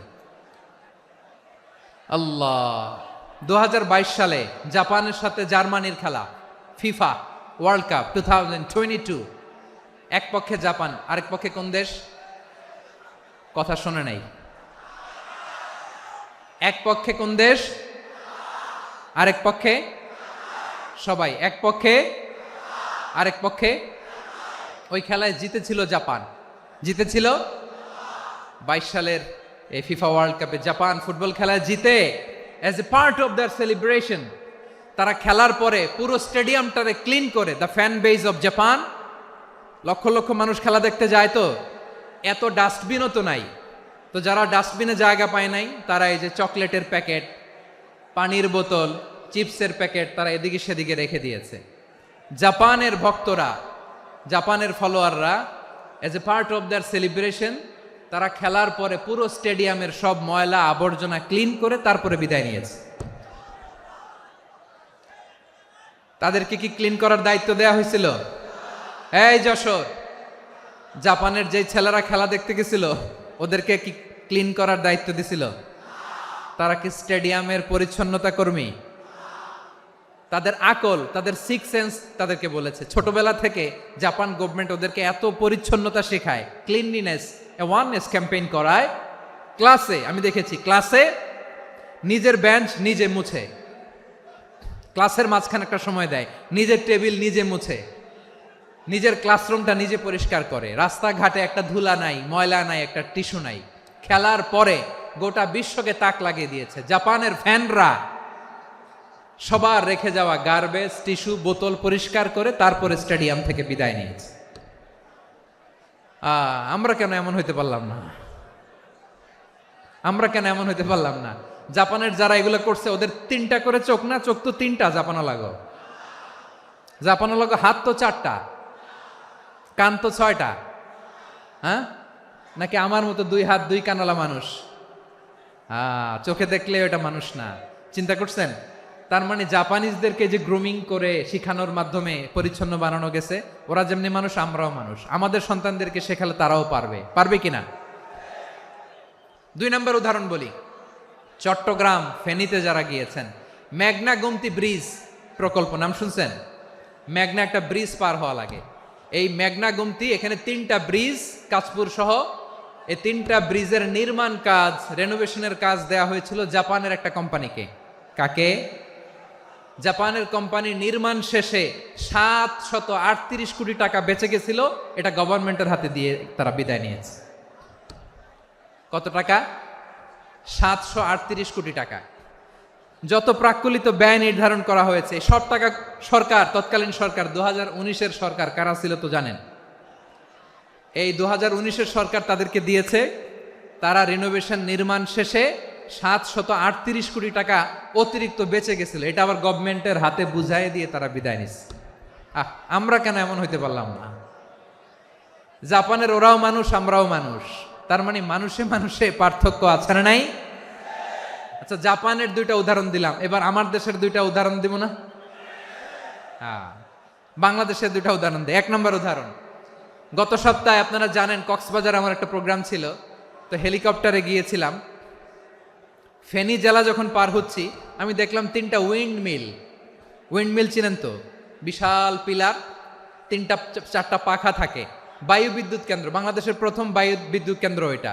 মুহুরী প্রজেক্ট বলে এটার, সম্ভবত মুহুরী প্রজেক্ট। তো সাগরের বাতাসের ঝাপটায় এটা ঘুরে এনার্জি হয়, ইলেকট্রিসিটি উৎপাদন হয়। তো আমি পাইলটকে বললাম, ভাই এগুলো থেকে কেমন ইলেকট্রিসিটি উৎপাদন হয়? কয় হুজুর একটুও হয় না, কিছুই হয় না। কিছুই হয় না মানে? বলে হুজুর বাংলাদেশে যত উইন্ড মিল আছে এটার পাখা একটাও ঘুরে না। আল্লাহ, বলেন কি? তাহলে এই যে কোটি কোটি টাকা ব্যয় করে যে উইন্ড মিল, কয় হুজুর ভিতরে ফিটফাট, উপরে ফিটফাট, ভিতরে সদরঘাট। তার মানে কোটি কোটি টাকা দিয়ে এই উইন্ড মিল বানায়, এখানে কিছু নাই। দুর্নীতির আড্ডাখানা, আখড়াখানা বাংলাদেশ, ঠিক কিনা বলেন? হায় রে, জাপানিজরাও মানুষ, আমরাও মানুষ। আমার এক নিকটাত্মীয় সরকারি চাকরিজীবী, উনি আমাকে বললেন, বাংলাদেশের আরেকটা উদাহরণ দেই। উনি আমাকে বললেন যে প্রতি বছর আমাদের অফিসের ফার্নিচার চেঞ্জ করে। আমি বললাম প্রতি বছর ফার্নিচার চেঞ্জ করে কেন? বলে যে ফার্নিচার নতুন পারচেজ করলেই তো ওইখানে টাকা, নতুন কিনতে পারলেই টাকা, নতুন উন্নয়নের সবক শোনাতে পারলেই টাকা। প্রথম আলোর রিপোর্ট, কি আলো? প্রথম আলোর রিপোর্ট, গত 15 বছরে উন্নয়নের নামে লুটপাট হয়েছে প্রায় 3.25 লাখ কোটি টাকা। কার রিপোর্ট? আমাদের বানানো কথা? প্রথম আলোর রিপোর্ট। গত 15 বছরে কারা ছিল জানেন তো? হ্যাঁ, শুধু ওনাদেরকেই দোষ দিয়ে লাভ নাই। স্বাধীনতার পর থেকে শুধু শাসকের হাত বদল হয়েছে, আমরা কিছু পাই নাই, ঠিক কিনা বলেন? শুধু ওনাদের দোষ দিয়ে কি লাভ? একদল খাইছে, আরেক দল খাওয়ার জন্য রেডি হয়ে আছে। আমরা এরকম চাই না। আমরা চাই স্বাধীন সার্বভৌম বাংলাদেশ। আমরা চাই দুর্নীতিমুক্ত বাংলাদেশ। আমি নিউজটা যে কতবার পড়লাম, এটা কি সম্ভব? 3.25 লাখ কোটি টাকা লুটপাট, মানে লুটপাট করতে করতে এদেশের জনগণকে ফুটপাতে বসায় দিচ্ছে। প্রিয় ভাইয়েরা, তাহলে জাপানের মানুষও মানুষ, আমরাও মানুষ। সিদ্ধান্ত আপনার, কোন মানুষ হবেন, ভালো মানুষ না খারাপ মানুষ? আজকের আলোচনার বিষয় হচ্ছে মানব সম্পদের উন্নয়ন, human resource development. It's a process to increase the capacity of knowledge, skill, capacity of the people of a country. একটা দেশের মানুষের জ্ঞান, তাদের দক্ষতা কি করে বাড়ানো যায়, বাড়িয়ে দেশের উন্নয়ন করানো যায়, এটাই হচ্ছে মানব সম্পদ উন্নয়নের মূল কথা। তাহলে মানব সম্পদ হচ্ছে একটা দেশের সবচাইতে শক্তিশালী পুঁজি। প্রাকৃতিক সম্পদ, খনিজ সম্পদের চেয়েও দামি হচ্ছে মানব সম্পদ। আমার প্রিয় যশোর, প্রাকৃতিক সম্পদ, খনিজ সম্পদের চেয়ে দামি সম্পদ কি সম্পদ? আল্লাহ তাআলা দয়া করে আমাদেরকে এই মানব সম্পদ দিয়েছেন। আসুন আমাদের এই মানুষগুলোকে আমরা সোনার মানুষ বানাই। রাজি আছেন তো সবাই? রাজি আছেন? মানুষ পারে না এমন কোনো কিছু নাই, চাইলে সব পারে। এজন্য মানুষকে তারবিয়া দিতে হবে, যথাযথভাবে তাদেরকে গড়তে হবে। আসুন আমরা সিরাতের আয়নায় বিশ্বনবীর জীবনী থেকে দেখি তিনি কিভাবে হিউম্যান রিসোর্সকে ম্যানেজ করতেন। যদি আপনাদের সময় হয়, দু একটা উদাহরণ দিয়ে আজকে আমি আমার আলোচনার বিদায় নিব। হবে? সময় হবে কয়েক মিনিট? হ্যাঁ, শান্ত থাকবেন তো? শান্ত থাকবা? হ্যাঁ, ঠিক আছে। এই ধাক্কার মধ্যে ঢুকছে, এবার মজা বুঝতেছো তো? হ্যাঁ, মানা করছিলাম না? ঠিক আছে, টের পাও। হ্যাঁ, ঠিক আছে। যে আওয়াজ করবে আমি ওকে দেখতেছি, কে কে আওয়াজ করে দেখতেছি। শেষ কথা, শেষের দিকে চলে আসছি। বিষ্ণু ইসলাম কিভাবে হিউম্যান রিসোর্সকে ম্যানেজ করতেন, মজার কথা আছে কয়েকটা, বলে বিদায় নেব। বিশ্বনবী কিভাবে এই মানব সম্পদকে ম্যানেজ করতেন? বিশ্বনবী, he was a very good talent hunter, চৌকস ট্যালেন্ট হান্টার ছিল। কার মধ্যে কি ট্যালেন্ট আছে দেখলেই বুঝে ফেলতেন। সুবহানাল্লাহ পড়বেন না? কি নবী আমরা পেয়েছি! He was a very good talent hunter. আমার নবী, তিনি চৌকস ট্যালেন্ট হান্টার ছিলেন। কার মধ্যে কি প্রতিভা বের করতেন, ওই প্রতিভাকে ইসলামের কল্যাণে কাজে লাগাতেন। সুবহানাল্লাহ বলেন। যাকে যেই জায়গায় সেট করলে ভালো হবে তাকে ওই জায়গায় সেট করতেন। কয়েকজন সাহাবীর জীবনী শোনাই। আবু মাহজুরা রাদিয়াল্লাহু তাআলা আনহু, মক্কার মুয়াজ্জিন, আগে ছিল মুশরিক, পরে হয়েছে মুমিন। উনি কিভাবে মুমিন হইলেন এই ঘটনাটা একটু আপনাদের শোনাতে চাই। তো আপনাদের তো সময় নাই হাতে। হ্যাঁ, সময় আছে? এই জেনজি শেষ করে দিল আজকের প্রোগ্রামটা। 1 ঘন্টা ধাক্কা ধাক্কি করে কেমনে দাঁড়ায় আছে আমি বুঝলাম না।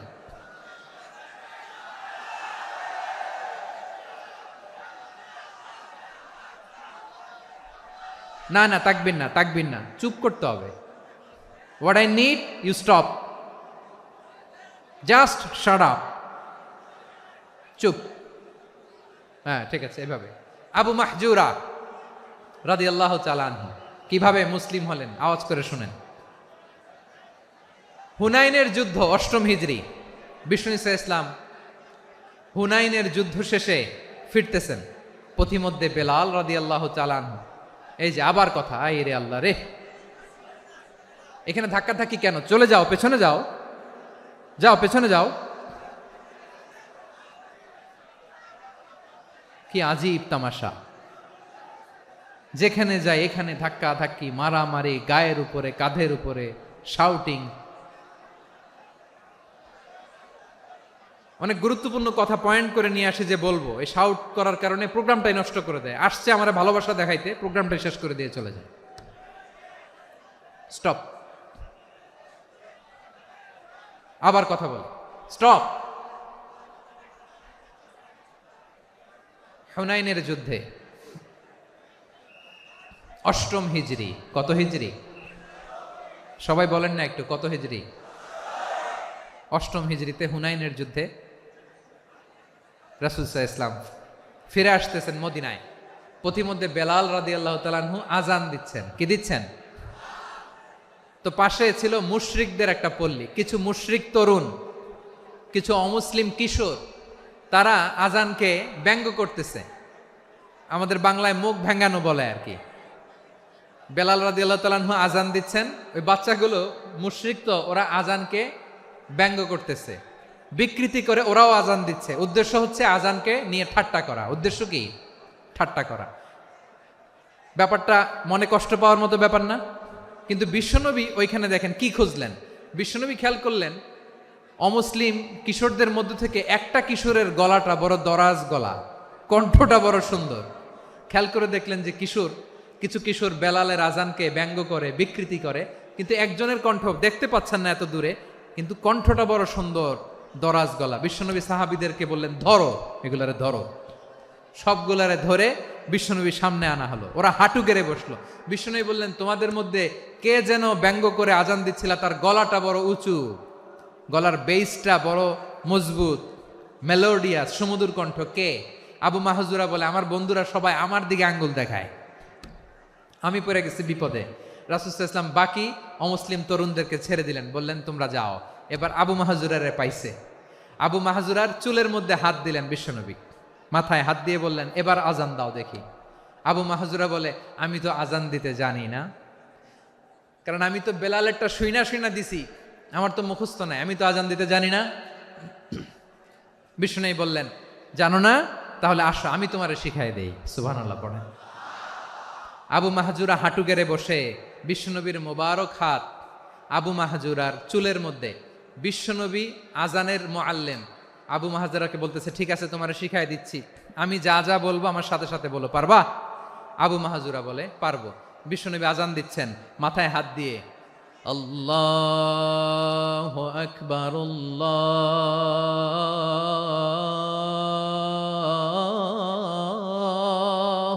আকবার।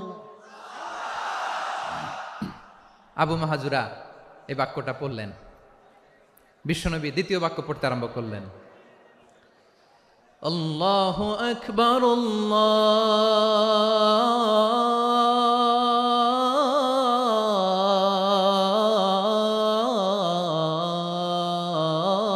আল্লাহু আকবার। আবু মাহজুরা এই বাক্যটাও বললেন। বিশ্বনবী আবু মাহজুরার মাথার মধ্যে হাত দিয়ে তৃতীয় বাক্য পড়লেন, আশহাদু আল্লা ইলাহা ইল্লাল্লাহ,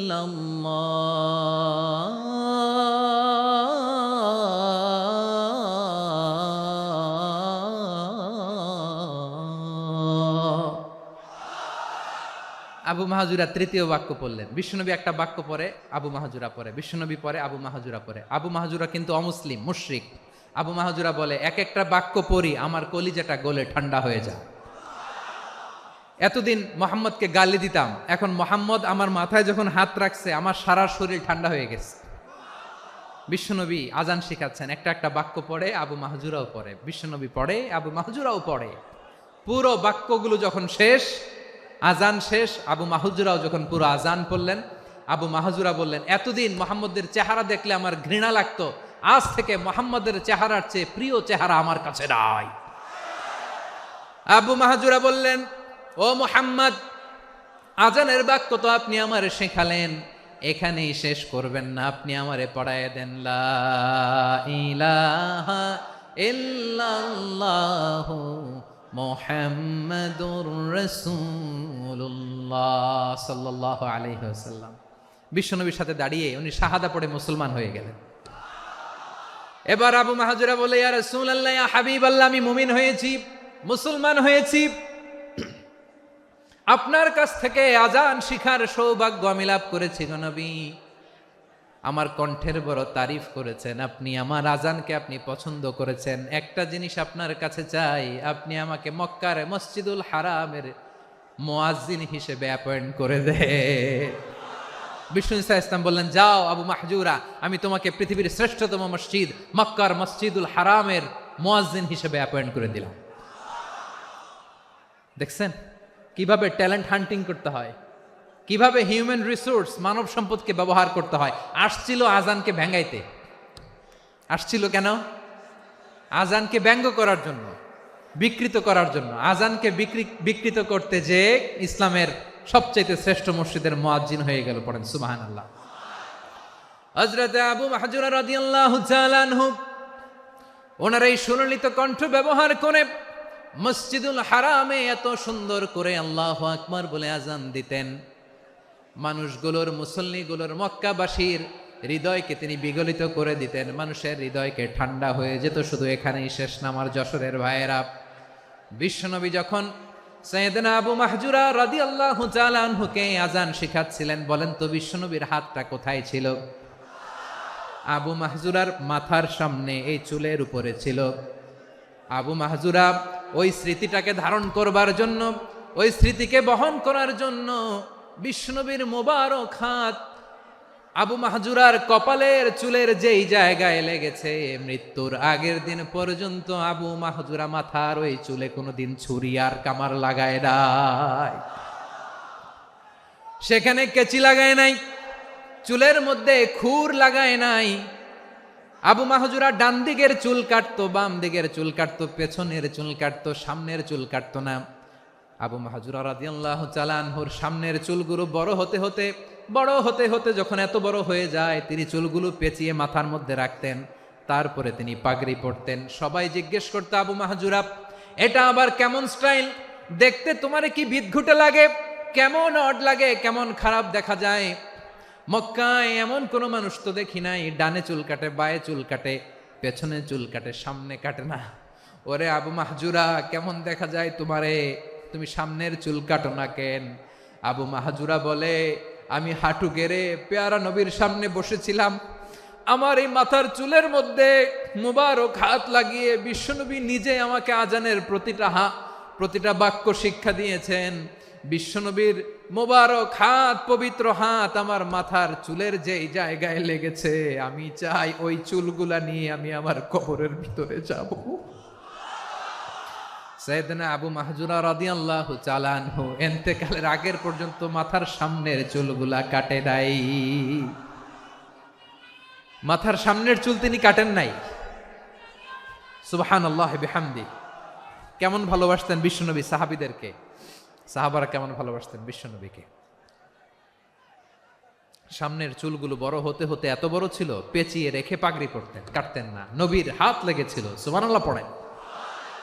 তাহলে what is the lesson, moral of the story কি? মোরাল অফ দ্য স্টোরি হচ্ছে, আসছিল আজানকে ব্যঙ্গ করার জন্য, বিকৃত করার জন্য, হয়ে গেল মসজিদুল হারামের মুয়াজ্জিন। দেখেন বিশ্বনবী একটা খারাপ সিচুয়েশনের মধ্যে থেকে কি ভালো জিনিস বের করে আনলেন।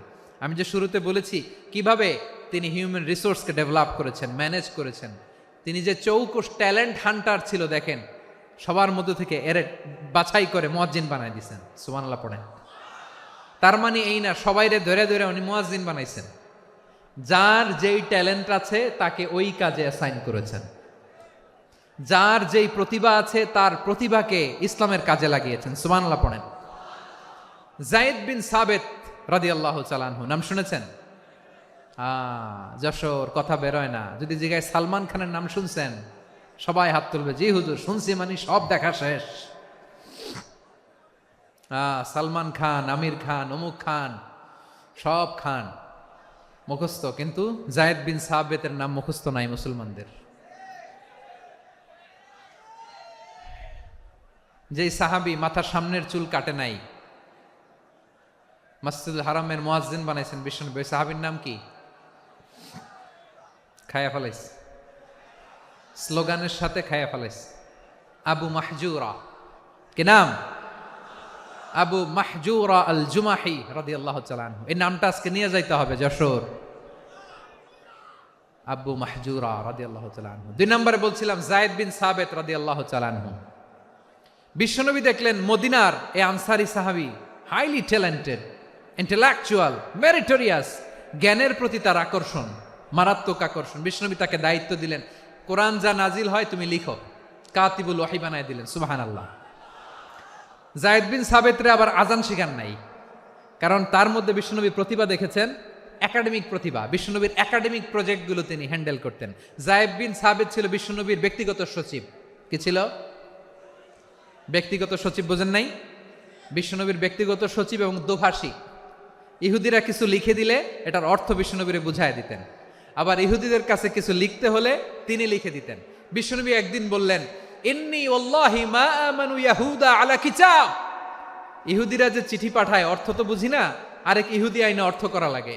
আবার ইহুদিদের কাছে কিছু লিখে পাঠাইতে চাইলে আমরা তো লিখতে পারি না, ইহুদিরে দিয়ে লেখা লাগে। ওরা যে পয়রা শোনায় লিখে দেয়, আমি ওদের বিশ্বাস করি না, আমার নিজের একজন লোক দরকার। বিশ্বনবী এই যায়েদ বিন সাবেতকে চুজ করলেন ল্যাঙ্গুয়েজের জন্য। উনি বললেন, যায়েদ, তোমার সফট স্কিলকে ডেভেলপ করতে হবে, তুমি হিব্রু ল্যাঙ্গুয়েজ শিখে ফেলো। যায়েদ বিন সাবেত বলল, বিশ্বনবীর মোটিভেশন আর ইন্সপিরেশন পেয়ে আমি 15 দিনে ইহুদিদের এই হিব্রু ল্যাঙ্গুয়েজ শিখে ফেললাম। শুধু শিখে ফেললাম না, হাত্তা হাদিকতু, even I became master in the language. এই ভাষা আমি পারদর্শী হয়ে গেলাম। এরপরে ইহুদিরা চিঠি লিখে পাঠালে আর কোনো ইহুদি ডাকা লাগতো না, আমি নবীর এটার অর্থ শুনে পরে বুঝায় দিতাম। আবার ইহুদিদের কাছে চিঠি লেখা লাগলে আমি যায়েদ বিন সাবেত চিঠি লিখে দিতাম। সুবহানাল্লাহ। দেখেন, এত সাহাবীর মধ্য থেকে বিশ্বনবীর একাডেমিক প্রজেক্ট, ব্যক্তিগত সচিব, দোভাষী হিসেবে তিনি যায়েদ বিন সাবেতের মতো তরুণকে নির্বাচিত করেছেন। কেমন ট্যালেন্ট হান্টার ছিল আমার নবী। সুবহানাল্লাহ পড়বেন না? বিশ্বনবীর ইন্তেকালের পরে সাইয়েদনা আবু বকর রাদিয়াল্লাহু তাআলা আনহু যখন খলিফা হয়ে আসলেন, কোরআনকে সংকলনের দায়িত্ব দেয়া লাগবে, কোন সাহাবীকে দিবেন? সব সাহাবারা মিলে পরামর্শ করলেন।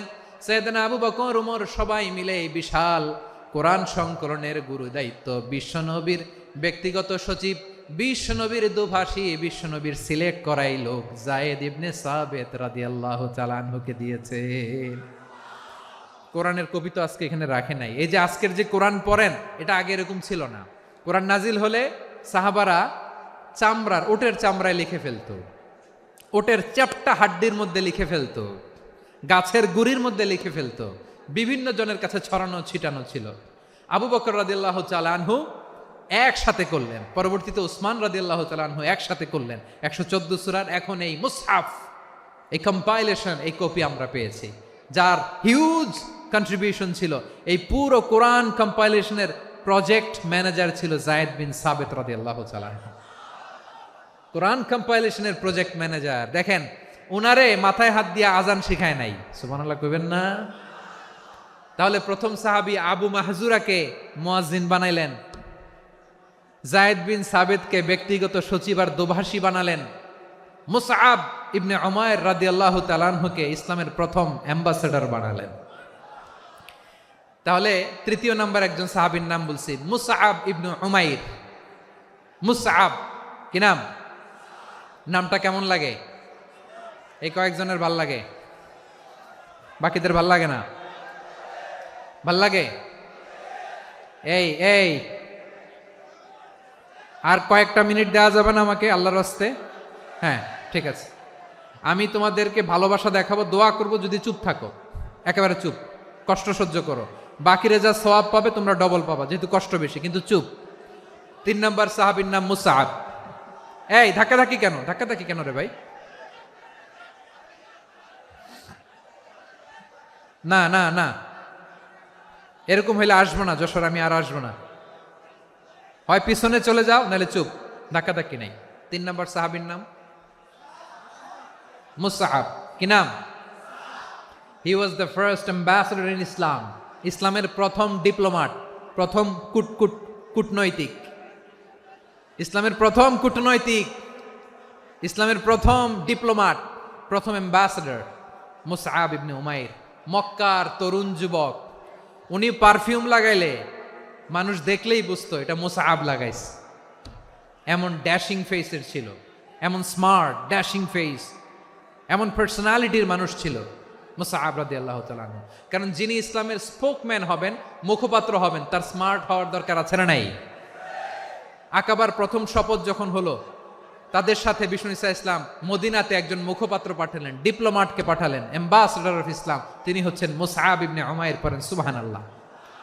বিশ্বনবী দেখলেন সে অনেক স্মার্ট, তার ডেডিকেশন আছে, সিনসিয়ারিটি আছে, এবং মদিনায় যে আউস খাজরাজ গোত্রের নেতাদের সাথে ডিল করতে হবে, ইহুদিদের সাথে ডিল করতে হবে, ওখানে একজন পাক্কা জানু খেলোয়াড়ের দরকার আছে না নাই? মুসআব ইবনে উমাইর রাদিয়াল্লাহু তাআলা আনহু, ওনাকে বিষ্ণু ঈসা ইসলাম চুজ করলেন। এবং বিষ্ণু ঈসা ইসলামের এই চুজিংটা, এই সিলেকশনটা এত সুন্দর ছিল, তিনি মদিনাতে যে বিশ্বনবী আসার আগেই মদিনার জমিনকে তিনি উর্বর করে ফেলছেন। প্রতিটা ঘরে ঘরে কালিমার দাওয়াত তিনি পৌঁছায় দিচ্ছেন। জুমার বিধান নাজিল হয়েছে, কিন্তু মক্কায় পরিবেশ নাই জুমা পালনের। বিষ্ণু ঈসা ইসলাম একজনকে দিয়ে খবর পাঠালেন, যাও মদিনায় মুসাবকে যে বলো, মুসাব তো আমার শিক্ষক, আমার স্পোকম্যান, মদিনাতে যেন তারা জুমা কায়েম করে। বিশ্বনবীর আগেই মুসআব মদিনার মুসলিমদেরকে নিয়ে মদিনায় প্রথম জুমা কায়েম করে ফেলছে। কোন সুবহানাল্লাহ। ডিপ্লোমাটদের কেমন হইতে হয়, অ্যাম্বাসেডারের কেমন হইতে হয়, মুসআব রাদিয়াল্লাহু তাআলা আনহুর কাছ থেকে শিখে নাও। মুসআব নামটা কেমন লাগে? যশোর যাদের সন্তান হবে, ছেলে সন্তান, আমার রাস্তায় পাইলে সবাই জিজ্ঞেস করে, হুজুর একটা নাম দেন, আমার ছেলে হবে। যশোরবাসীর জন্য আমি একটা নাম দিয়ে দিলাম, নাম রাখতে হবে মুসআব। কি নাম? নামটা যাদের ভাল লাগে, ছেলে সন্তান অনাগত আসবে, মনে চাইলে নাম রেখে দিবেন মুসআব রাদিয়াল্লাহু তাআলা আনহুর নামে মুসআব। তাহলে মুসআব রাদিয়াল্লাহু তাআলা আনহুকে বিশ্বনবী ল্যাঙ্গুয়েজ শিখান নাই, সফট স্কিল শিখান নাই। যায়েদ রাদিয়াল্লাহু, তিনি হিব্রু ল্যাঙ্গুয়েজ শিখেছেন, সুরিয়ানি শিখেছেন, কিন্তু মুসআবকে তিনি বানিয়েছেন the spokesman of Islam, the first diplomat, the ambassador of Islam. সুবহানাল্লাহ পড়বেন না? আব্দুল্লাহ ইবনে আব্বাস রাদিয়াল্লাহু তাআলা আনহু, বিশ্বনবীর কাজিন, চাচাতো ভাই। আবার মাইমুনা রাদিয়াল্লাহু তাআলা আনহু, মাইমুনা নবীর স্ত্রী, তিনি ছিলেন আব্দুল্লাহর আপন খালা। তো নবীর বউ যদি ওনার খালা হয়, নবী তার কি? বুঝে নাই, নবী তার কি? খালু। তাহলে সম্পর্ক অনেক গভীর, কাজিন আবার খালু, ছোট্ট মানুষ, তাই রাতে মাঝে মাঝে ঘরে থাকতো। বিশ্বনবী দেখলেন আব্দুল্লাহ যেহেতু আমার ঘরে ঢুকতে পারে, আব্দুল্লাহরে এই উম্মতের বড় শিক্ষাবিদ বানাইতে হবে। কথা বোঝে নাই? আব্দুল্লাহকে কি বানাইতে হবে? শিক্ষাবিদ, এডুকেটর অফ দিস উম্মাহ, এই উম্মার শিক্ষাবিদ বানাইতে হবে।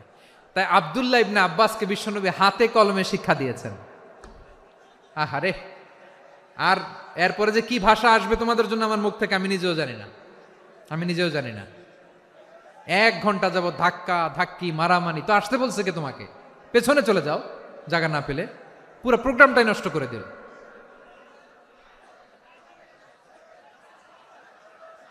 জি, আমার দিকে তাকান, আমি শেষ করে দিচ্ছি। হবে না, ইন্টেলেকচুয়াল আলোচনা এখানে হবে না, আমি বুঝতে পারছি, আমি শেষ করে দিচ্ছি।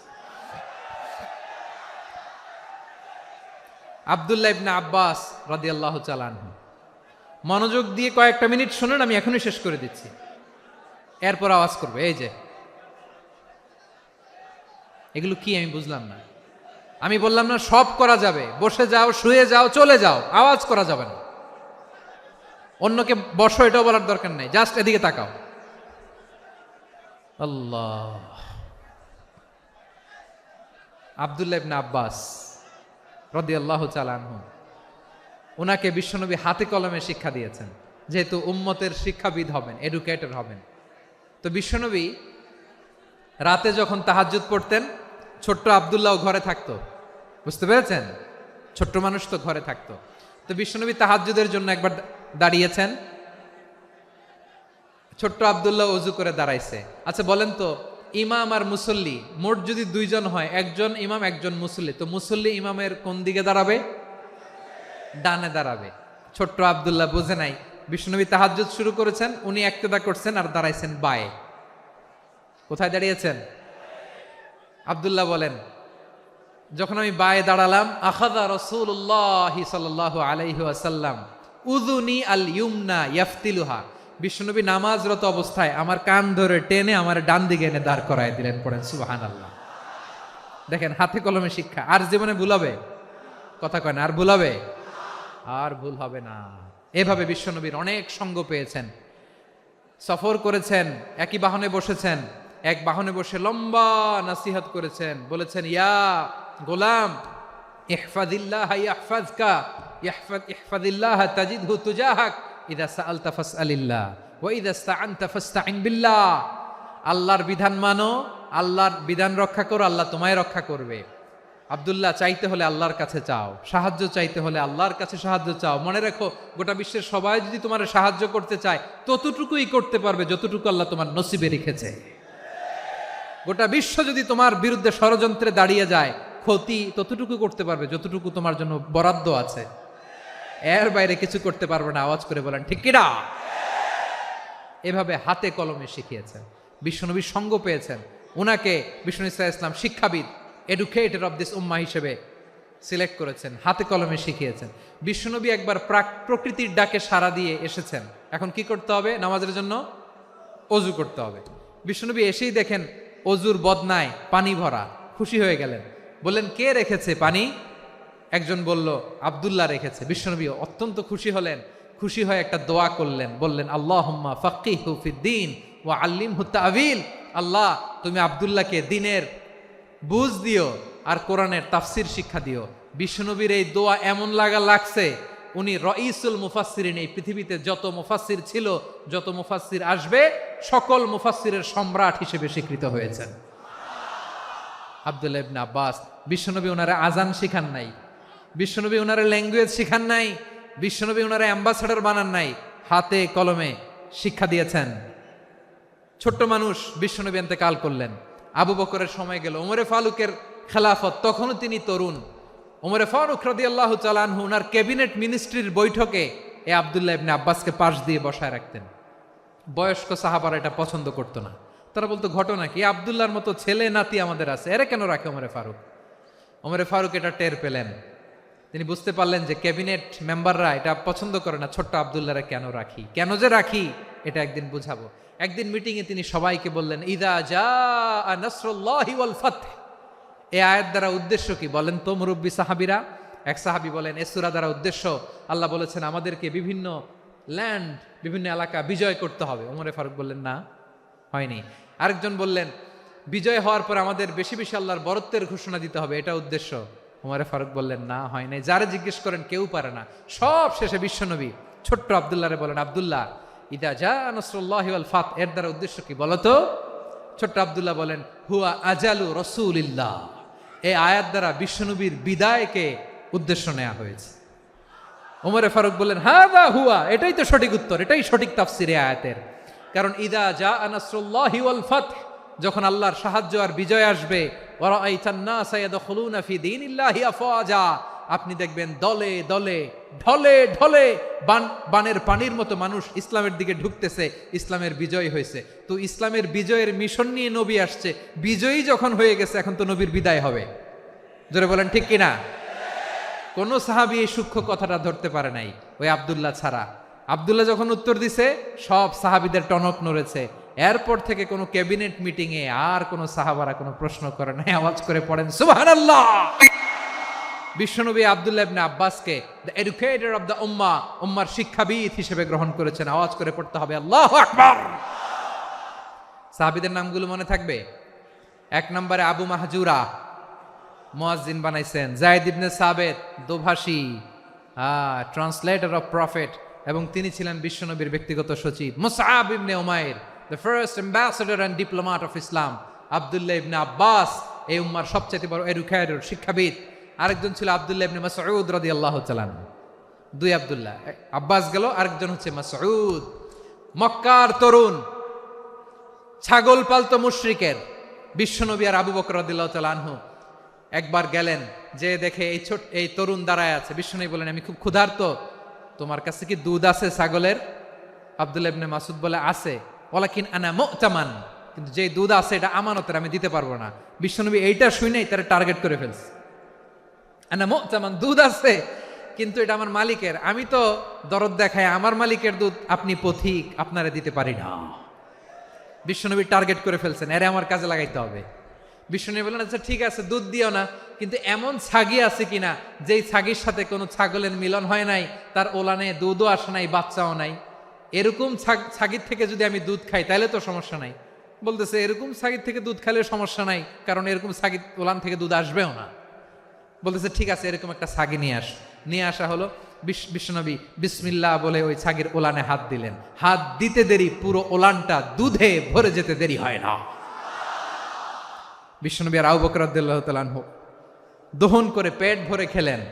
এই দৃশ্য আব্দুল্লাহ ইবনে মাসউদের হৃদয়ে দাগ কাটলো। এই মুজিজা দেখে তিনি বললেন, আশহাদু আল্লা ইলাহা ইল্লাল্লাহ ওয়া আশহাদু আন্না মুহাম্মাদুর রাসূলুল্লাহ। তিনি ষষ্ঠ মুসলিম ছিলেন, 6 নম্বর মুসলমান। ওনাকে টার্গেট করে বিশ্বনবী দেখলেন এমন ইন্টেলেকচুয়াল ব্রেন, উনি সূক্ষ্ম সূক্ষ্ম জিনিস বুঝে বেশি, ফিকহি জ্ঞান ওনার মধ্যে বেশি। বিশ্বনবী ওনাকে কোরআনের জ্ঞান শিক্ষা দিতে লাগলেন। উনি বিশ্বনবী সবার কাছে কোরআন শোনায়, কিন্তু বিশ্বনবী নিজে আব্দুল্লাহ ইবনে মাসউদের কাছ থেকে কোরআন শুনতো। বিশ্বনবী একবার বললেন, ইকরা আলাইয়া ইয়া মাসউদ। ইবনে মাসউদ, একবার শোনাও তো কোরআন দেখি। আব্দুল্লাহ ইবনে মাসউদ বলে, আকরাউ আলাইকা ওয়া আলাইকা উনজিল। নবী, আপনার উপর কোরআন নাজিল হয় আর আমি আপনার সামনে কোরআন পড়ব। বিশ্বনবী বললেন, ইন্নী উহিব্বু আন আসমাআহু মিন গায়রি। আমি নিজে পড়তে যেমনি ভালোবাসি, অন্যে পড়ুক আমি শুনবো, এটাও আমি ভালোবাসি। সূরা নিসা তিনি তেলাওয়াত করে শুনিয়েছেন। এমন সূক্ষ্ম সূক্ষ্ম বিষয় বিশ্বনবী উনাকে ধরিয়ে দিয়েছেন। উনি হয়ে গিয়েছেন, আব্দুল্লাহ ইবনে আব্বাস হয়েছেন রাইসুল মুফাসসিরিন, উনি হয়ে গিয়েছেন ফাকিহুল উম্মাহ। ওনার চাইতে বড় ফকি এই পৃথিবী আর দেখবে না। চিল্লায় বলেন সুবহানাল্লাহ। উনি বলতেন, ওয়াল্লাহি ওয়াল্লাহি ইল্লাযী লা ইলাহা গায়রু মা উনজিলাত সূরাতুন ইল্লা ওয়া আনা আ'লামু আইনা উনজিলাত ওয়া ফীমা উনজিলাত। বিশ্বনবী এমন ভাবে কোরআনের দার্স আমাকে দিয়েছেন, কোরআনে যত সূরা নাজিল হয়েছে, যেখানে নাজিল হোক না কেন আমি জানি এটা কোথায় নাজিল হয়েছে এবং কোন প্রেক্ষাপটে নাজিল হয়েছে। এমন একটা সূরা নাই যে সূরার কোথায় নাজিল হয়েছে আমি মাসুদের জানা নাই, কোন প্রেক্ষাপটে নাজিল হয়েছে আমার জানা নাই। এরকম ঘটবে না। চিল্লায় বলেন আল্লাহু আকবার। এই আব্দুল্লাহ ইবনে মাসউদ রাদিয়াল্লাহু তাআলা আনহু ওমরে ফারুকের সময় কুফার চিফ জাস্টিস ছিলেন। কুফা নগরীর চিফ জাস্টিস বুঝেন নাই?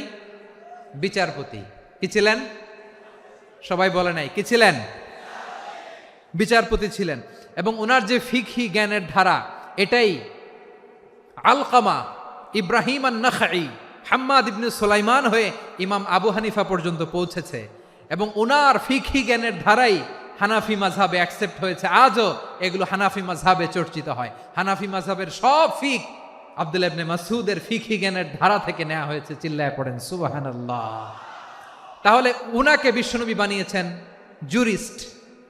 জুরিস্ট, আইনবিদ, ফকিহ। উনারে আজান শিখান নাই। হিউম্যান রিসোর্স ডেভেলপমেন্ট কিভাবে করবেন, মানব সম্পদের উন্নয়ন কিভাবে করতে হয়, কিভাবে যার যেখানে প্রতিভা কাজে লাগাতে হয় উনি দেখিয়েছেন। সুবহানাল্লাহ পড়বেন না? খালিদ বিন ওয়ালিদ নাম শুনছেন? কে কে শোনেন নাই হাত তোলেন। কি ছিলেন? বীর যোদ্ধা ছিলেন খালিদ বিন ওয়ালিদ। কিন্তু তিনি ইসলাম ধর্ম গ্রহণ করেছেন অনেক দেরিতে, 8ম হিজরিতে। তার মানে 8ম হিজরির আগে উনি মুশরিকদের পক্ষে লড়াই করেছেন। ওনার হাতে কত মুসলিম সাহাবী যে নিহত হয়েছে হিসাব নাই। বিশ্বনবী টার্গেট করে রাখছে, তুমি আমাদের মুসলিমদের এত ক্ষতি করলা, তুমি যখন মুসলমান হবা তোমারে দিয়ে আমি এমন কাম করামু যে এটা আর কেউ করতে পারবে না। সুবহানাল্লাহ নাই? যশোর ক্লান্ত হয়ে গেছে।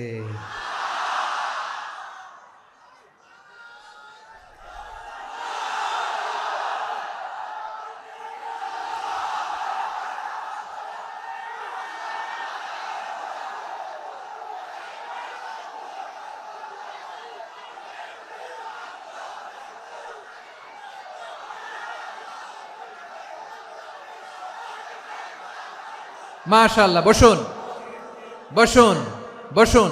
খালিদ বিন ওয়ালিদ রাদিয়াল্লাহু তাআলা আনহু অষ্টম হিজরিতে মুসলিম হয়েছেন, মক্কা বিজয়ের আগে।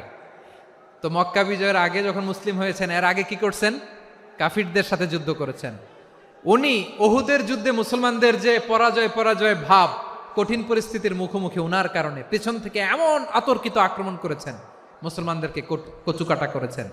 অষ্টম হিজরিতে আল্লাহ তাআলা হেদায়েতের নূর দিয়ে ওনার হৃদয়টাকে উজালা করে দিলেন। লা ইলাহা, এটা এমন বাণী যার হৃদয়ে একবার টাচ খাবে, এইটা থেকে সে আর পালিয়ে বেড়াতে পারে। ঝিনুকের ভেতর লুকিয়ে থাকে যেমন মতি, ঝিনুকের ভেতর লুকিয়ে থাকে যেমন মতি, কলমা শাহাদাতে আছে আল্লাহর জ্যোতি, কলমা শাহাদাতে আছে আল্লাহর জ্যোতি। ঠিক কিনা বলেন? মক্কা বিজয়ের আগে মুসলিম হলেন, হওয়ার পরেই বিশ্বনবীর টার্গেট ফুলফিল হলো। ওই যে টার্গেট করে রেখেছেন আর দোয়া করেছেন, খালিদ বিন ওয়ালিদ যদি মুসলিম হয় তাকে আমি মিলিটারি চিফ বানাবো। ওনাকে আজান শিখান নাই, ওনারে কান ধইরা নামাজের এই মাথা থেকে ওই মাথা আনান নাই, ফিকহি কোরআনের সূক্ষ্ম তাফসীর ওনারে শিখান নাই, অ্যাম্বাসেডর বানান নাই। বিষ্ণু ইসলাম উনাকে সামরিক অভিযানে প্রেরণ করেছেন। সামরিক অভিযানে তিনি প্রেরণ করেছেন। উনার জীবদ্দশায় উনার নেতৃত্বে যতগুলো যুদ্ধ হয়েছে, একটা যুদ্ধেও তিনি পরাজয় বরণ করেন নাই। ওমরে ফারুকের সময়কালে তিনি চিফ অফ মুসলিম মিলিটারি, মানে মুসলিম সেনাপতি হয়েছেন। যশোর, আওয়াজ করো, ঠিক কিনা বলো? সেনাপতি, মুসলিম সেনাপতি। তাহলে কিভাবে হিউম্যান রিসোর্স ব্যবহার করতে হয় গোটা বিশ্ব আমার নবীর কাছ থেকে শিখে নাও। খালিদ বিন ওয়ালিদ, ওনাকে বিশ্বনবী একটা উপাধি দিয়েছেন। উপাধিটা হচ্ছে সাইফুল্লাহিল মাসলুল, আল্লাহর নাঙ্গা তরবারি, আল্লাহর খোলা তরবারি, দ্য ওপেন সোর্ড অফ আল্লাহ। খালিদ বিন ওয়ালিদ মুসলিম সেনাপতি। হাসান বিন সাবেত নাম শুনছেন? দেখি উনি কি ছিল বলেন। রাসূলের সভা কবি, কালচারাল হিজিমনিকে ডিফিট করার জন্য। উনি ভালো অস্ত্র চালানো জানতেন না, ওই কাজে উনি যেতেন না। ওনার ছিল কাব্য প্রতিভা। কাব্য প্রতিভা, কাফিররা কবিতা দিয়ে নবীকে গালি দিত। বিশ্বনবী বলতেন, ইয়া হাসান আজিব আন রাসূলিল্লাহ, তুমি নবীর হয়ে কাফেরদের এই কথাগুলোর জবাব দাও। বিশ্বনবীর একটা মিম্বার ছিল। বিশ্বনবীর মিম্বারের পাশাপাশি মসজিদে নববীতে এই হাসান বিন সাবেতের জন্য বিশ্বনবী একটা স্পেশাল মিম্বার বানিয়ে দিয়েছেন। এখান থেকে তুমি জবাব দাও। এবং বিশ্বনবী বলেছেন, আল্লাহুম্মা আইয়িদহু বিরূহিল কুদুস, আল্লাহ হাসান আমার পক্ষে জবাব দেয়, তুমি জিব্রাইল মারফত তাকে সাহায্য পাঠাইয়া দিও। রাসূল সাল্লাল্লাহু আলাইহি ইসলামের সভা কবি, the poet of the prophet, নবীর কবি। উনি কবিতা দিয়ে, এমন উচ্চাঙ্গের ভাষায় কবিতা দিয়ে তিনি জবাব দিতেন, কাফিরদের গা শিহরে যেত, তাদের হৃদয়ে আগুন ধরে যেত। তাহলে এরকম কবিরও দরকার আছে না নাই? এখন যাকে আল্লাহ দিছে কাব্য প্রতিভা, এরা যদি আপনি যুদ্ধের ময়দানে পাঠান হবে? যারে দিছে সুরেলা গলা, এরা যদি অ্যাম্বাসেডর বানান হবে না। হাসান বিন সাবেত ছিলেন বিষ্ণু ইসলামের কবি। হুযায়ফা ইবনুল ইয়ামান বিশ্বনবীর গোয়েন্দা বিভাগের প্রধান। কিসের প্রধান? হুযায়ফা ইবনুল ইয়ামান। ওনার ছিল ডিটেকটিভ মাইন্ড, ডিটেকটিভ মাইন্ড, গোয়েন্দা বিভাগের প্রধান। এবং উনি হচ্ছেন সাহিবু সিররি রাসূলিল্লাহ, রাসূল সাল্লাল্লাহু আলাইহি ওয়াসাল্লামের গোপন তথ্যের ধারক বাহক। নবীর যেই কথা কেউ জানে না, সব হুযায়ফার পেটের ভিতরে ছিল। সুবহানাল্লাহ পড়েন। মদিনার যত ইহুদিদের একটা লিস্ট ছিল, এই লিস্ট শুধু দুইজন জানতো, বিশ্বনবী আর হুযায়ফা। সুবহানাল্লাহ পড়বেন না? তাহলে উনাকে কোন দায়িত্ব দিছে? কোন বিভাগ? যশোর, আওয়াজ করো, কোন বিভাগ? গোয়েন্দা বিভাগের হেড ছিল। খন্দকের যুদ্ধে প্রচন্ড আজকের মতো শৈত্য প্রবাহ, মাটি খনন করতে করতে সাহাবীদের পেটে ক্ষুধা নাই, দাঁড়াইতে পারে না নামাজের জন্য, এত ক্লান্ত, ক্ষুধা, ক্লান্ত, শ্রান্ত। বিশ্বনবী বললেন, কে আছো? এই কঠিন শীত, এই ভয় আর ক্ষুধার মধ্যেও খন্দকের পরীক্ষার টপকে শত্রু শিবিরে যে আমাকে তথ্য দিবা, কে আছো? কারো গায়ে শক্তিই নাই যে দাঁড়াবে, কেউ দাঁড়ায় না। বিশ্বনবী তখন নিজে হুযায়ফাকে ডাক দিলেন, হুযায়ফা, যে আমাকে আজকে শত্রু শিবিরের তথ্য এনে দিবে, সে জান্নাতে আমার মোরাফাকা, আমার সঙ্গী হবে। হুযায়ফা রাদিয়াল্লাহু ইবনুল ইয়ামান জীবনের ঝুঁকি নিয়ে এই ক্ষুধা, শৈত্য প্রবাহ, কোল্ড ওয়েভসকে উপেক্ষা করে পরীক্ষা টপকে শত্রু শিবিরে যে সবার কথাগুলো চুপে চুপে শুনে বিশ্বনবীর দরবারে এসে গোয়েন্দাদের মতো তথ্য সরবরাহ করেছে। বিশ্বনবীর গোয়েন্দা বিভাগের প্রধান হুযায়ফা ইবনুল ইয়ামান ইন্টেলিজেন্স বিভাগ চালাতেন। মুনাফিকদের নাম ওনার কাছে ছিল। মুআয ইবনে জাবাল মদিনা রাষ্ট্রের সবচেয়ে সিনিয়র আমলা ছিলেন। আমলাতন্ত্র চিনেন তো? প্রশাসনিক কাজ যারা চালায়, অ্যাডমিনিস্ট্রেশন বুঝেন না?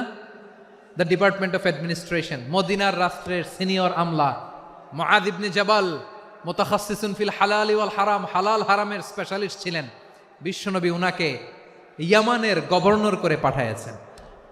বলেছেন, ইন্নাকা তা'তি কওমান আহলা কিতাব, এমন গোষ্ঠীর কাছে যাবা এরা ইহুদি নাসারা, আগে শাহাদা পড়লে এরপরে নামাজের দাওয়াত দিও, নামাজ পড়লে যাকাতের দাওয়াত দিও। গভর্নরের অ্যাটিটিউড যেমন থাকে তেমন অ্যাটিটিউড ধরে রেখো। সুবহানাল্লাহ পড়েন। তাহলে মুআয ইবনে জাবালকে দিয়ে বিশ্বনবী কবিতা লেখায় নাই, চিঠি লেখায় নাই, আজান দেওয়ায় নাই। সুবহানাল্লাহ পড়বেন না?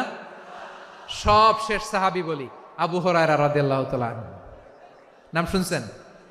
বিড়ালের বাবা। কি করতেন? খালি হাদিস মুখস্থ করতেন।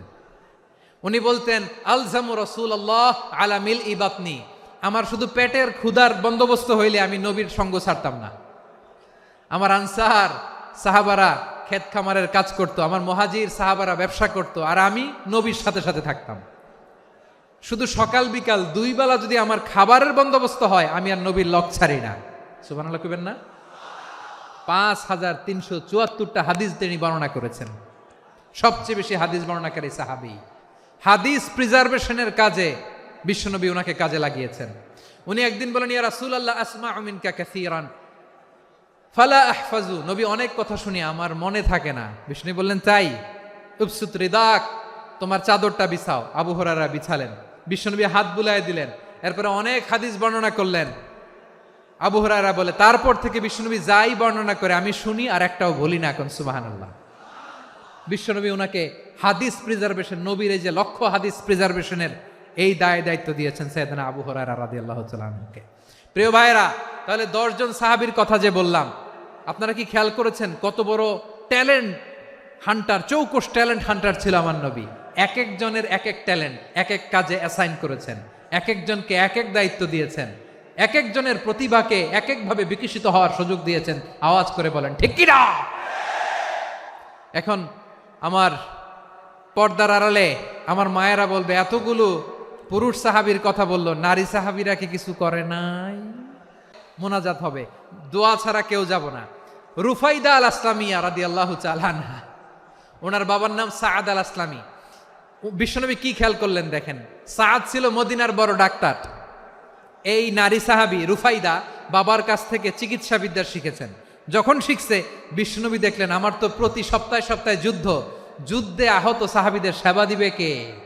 বিশ্বনবী রুফাইদাকে বললেন, রুফাইদা তুমি মসজিদে নববীর পাশে একটা মেডিকেল ক্যাম্প করো। এই যে সাকিনা আদ্দিন মেডিকেলের আমার ছাত্রী বন্ধুরা শুনে রাখো, তোমাদের আইকন হচ্ছে এই রুফাইদা আল আসলামিয়া। বিশ্বনবীর ডিরেকশন অনুযায়ী তিনি মসজিদে নববীর পাশে একটা মেডিকেল ক্যাম্প করলেন এবং আহত সাহাবাদের চিকিৎসা উনি ওনার টিম নিয়ে দিতেন। বিশ্বনবীর পরামর্শে উনি আনসারি এবং মুহাজির মহিলা সাহাবীদেরকে নিয়ে একটা স্পেশাল মেডিকেল টিম গঠন করলেন। খায়বার যুদ্ধে 7ম হিজরিতে যখন বিশ্বনবী যায়, উনি ওনার টিম নিয়ে আসলেন, বললেন, ইয়া রাসূলুল্লাহ আমরা তো তলোয়ার চালাতে পারি না, আমরা তো তীর মারতে পারি না, আপনি যদি অনুমতি দেন খায়বার অভিযানে আমি আমার টিম নিয়ে মেডিকেল টিমের সেবাটা সার্ভিসটা দিতে চাই। পড়েন সুবহানাল্লাহ। বিশ্বনবী অনুমতি দিলেন, যোদ্ধা সাহাবীদের সাথে রুফাইদা আল আসলামিয়া উনিও মেডিকেল টিম নিয়ে অগ্রসর হলেন। খায়বারের প্রতিটা আহত ইনজুর্ড সাহাবী যারা ইনজুরির শিকার হয়েছেন সবাই রুফাইদা আল আসলামিয়ার এই মেডিকেল ক্যাম্প থেকে চিকিৎসা সহায়তা পেয়েছেন। সুবহানাল্লাহ পড়েন। দেখেন কিভাবে বিশ্বনবী ট্যালেন্ট বাছাই করতেন। আপনি অবাক হবেন, বাহরাইনের মেডিকেল ইউনিভার্সিটিতে রুফাইদা আল আসলামিয়া মেডিকেল প্রাইজ অ্যাওয়ার্ড প্রতি বছর দেয়া হয়। যদি 8 দিনের এই মেডিকেল আমার বোনেরা যদি জেনে থাকো জানো, না হলে নতুন করে জানো, সার্চ দিও রুফাইদা আল আসলামিয়া মেডিকেল অ্যাওয়ার্ড। বাহরাইনের ইউনিভার্সিটিতে দেওয়া হয়। প্রিয় ভাইয়েরা, তাহলে আলোচনার সামারি আমরা করি। বিশ্বনবী যার যেখানে ট্যালেন্ট তাকে ওইখানে কাজে লাগাতেন। আওয়াজ করে বলেন ঠিক কিনা? এবার একটা ইন্টারভিউ হবে, আওয়াজ করে বলেন আবু মাহজুরাকে বিশ্বনবী কি বানাইছেন? হ্যাঁ, ভুলে গেছেন? সামনের চুলে হাত দিয়ে বিশ্বনবী কি সুন্দর গলায় আজান শিখালেন। মুয়াজ্জিন। যায়েদ বিন সাবেতকে একাডেমিক প্রজেক্টের দায়িত্ব দিয়েছেন, তিনি ছিলেন বিশ্বনবীর দোভাষী ব্যক্তিগত সচিব। মুসআব ইবনে উমাইর, the first ambassador of Islam. আব্দুল্লাহ ইবনে আব্বাস, উম্মার বড় শিক্ষাবিদ, মুফাসসির। আব্দুল্লাহ ইবনে মাসউদ, আব্দুল্লাহ ইবনে মাসউদ ছিলেন জুরিস্ট। কি ছিলেন? জুরিস্ট ছিলেন, এই উম্মার সবচেয়ে বড় জুরিস্ট। খালিদ বিন ওয়ালিদ, সেনাপ্রধান। হাসান বিন সাবেত, হাসান বিন সাবেত ছিলেন বিশ্বনবীর সভাকবি। কি ছিলেন? বিশ্বনবীর সভাকবি ছিলেন। এরপরে হুযায়ফা ইবনুল ইয়ামান কি ছিলেন?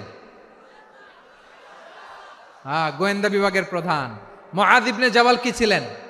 সিনিয়র আমলা, ইয়ামানের গভর্নর। আবু হুরায়রা রাদিয়াল্লাহু তাআলা আনহু হাদিস প্রিজার্ভেশনের কাজ করেছেন। আর আমাদের রুফাইদা আল আসলামিয়া রাদিয়াল্লাহু তাআলা আনহা কি ছিলেন? নার্স ছিলেন, নার্স হয়ে মেডিকেল সেবা দিয়েছেন। প্রিয় ভাইয়েরা, পুরো আলোচনার যদি সামারি করি তাহলে বিশ্বনবী যেভাবে হিউম্যান রিসোর্সকে ম্যানেজ করেছেন, যার যেখানে প্রতিভা কাজে লাগিয়েছেন, আমরাও যদি করি আমাদের বাংলাদেশের চিত্র আমরা পাল্টে যেতে পারবো। আমরা শুরুতে শুনেছি মানুষের আছে অসীম সম্ভাবনা, প্রতিটা মানুষ অনন্য, যত্ন নিলে, যথাযথ পরিচর্যা করলে মানুষ বিশ্ব জয় করতে পারে। ঠিক কিনা? আমাদের হাফেজে কোরআনের সামনে দাঁড়াতে পারে এমন কোনো হাফেজে কোরআন আল্লাহর জমিনে জন্ম হয় নাই। গোটা বিশ্ব কাঁপিয়ে তারা সেরা, আমাদের ক্রিকেটাররা সেরা, আমাদের তৈরি পোশাক শিল্প সেরা। এরকম অনেক অনেক সেরা জিনিস আছে, আমরা এগুলোরে নার্চারিং করতে পারি নাই, পরিচর্যা করতে পারি নাই, সঠিক তারবিয়াতের অভাব।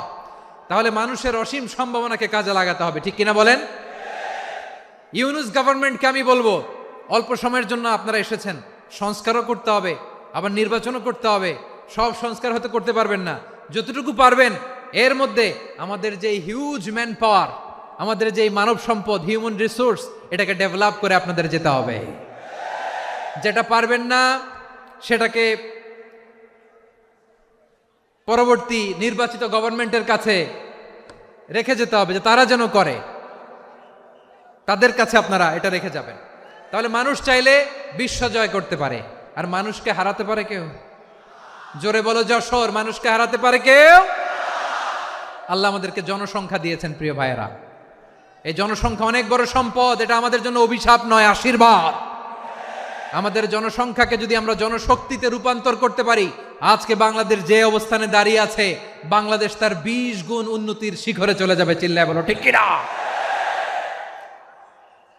আমাদের শ্রমিক ভাইয়েরা বাইরে কাজ করে, আমাদের শ্রমজীবী ভাইয়েরা, প্রবাসীরা, তাদের ব্যাপারে গুরুত্ব দিতে হবে। আমাদের শ্রমের দাম সবচেয়ে কম, সবচেয়ে কম। তারা এম্বাসিতে গুরুত্ব পায় না, এয়ারপোর্টে গুরুত্ব পায় না। এই সরকার অবশ্য তাদেরকে অনেক গুরুত্ব দিচ্ছে। আমাদের অদক্ষ শ্রমিককে যখন আমরা দুবাই পাঠাই, অল্প বেতন পায়, কিন্তু ইন্ডিয়ানরা দক্ষ শ্রমিক পাঠাইলে তার 3 গুণ বেতন পায়। আমরা আমাদের শ্রমিকদেরকে অদক্ষভাবে আর পাঠাতে চাই না, দক্ষ শ্রমিক পাঠিয়ে আমরা রেমিটেন্সের বন্যা বইয়ে দেব। আমাদের শ্রমিকদের পাঠানো রেমিটেন্সের টাকায় সচল থাকে আমার দেশের অর্থনীতির চাকা। তাদেরকে সবচেয়ে গুরুত্ব দিতে হবে। আমরা পেয়েছি ফ্রিডম ফাইটার, মুক্তিযোদ্ধা, আর আমার প্রবাসী ভাইরা হচ্ছে রেমিটেন্স ফাইটার। জোরে বলো ঠিক কিনা? তাহলে আমাদের এই জনশক্তিকে জনসম্পদে ট্রান্সফর্ম করতে হবে। ঠিক কিনা বলেন? সরকার জনগণকে এভাবে পলিশ করতে হবে। মা বাবারা ছেলে মেয়েদের মধ্যে কার কোন যোগ্যতা, তাকে ওইভাবে কাজে লাগাতে হবে। সবার এ প্লাস পাওয়ার কোনো দরকার নাই। আমাদের দেশে একটা টেন্ডেন্সি আছে, পরীক্ষায় এ প্লাস না পাইলে কই তুই কি করলি, পাশের বাড়ির ছেলে এ প্লাস পাইছে, যা ওর পা ধোয়া পানি খা। কি খা? তা আমি ভাবছি যে পা ধোয়া, এ প্লাস পাওয়া ছেলেদের পা ধোয়া পানির একটা পানির ব্র্যান্ড বানাইতে হবে। এরকম লেখা থাকবে, এ প্লাস পাওয়া ছেলেদের পা ধোয়া পানি। খাওয়া নাই, এগুলার খাওয়া নাই। ওরে আল্লাহ এ প্লাস পাওয়ার জন্য বানাইছে, আর আপনার ছেলেকে এই এ প্লাস গুলারে নিয়ন্ত্রণ করার জন্য আল্লাহ বানাইছে। ওকে দিয়ে আল্লাহ কি করবে আপনি জানেনই না। একটা এ প্লাস, একটা এ গ্রেড একটা মানুষের জীবনকে ঠিক করে দিতে পারে না। আপনার ছেলেকে আল্লাহ অন্যদিকে যোগ্যতা দিয়েছে। ওদের মনোবল ভাঙবেন না, খবরদার খবরদার। ছেলে মেয়েদের মনোবল ভাঙবেন না।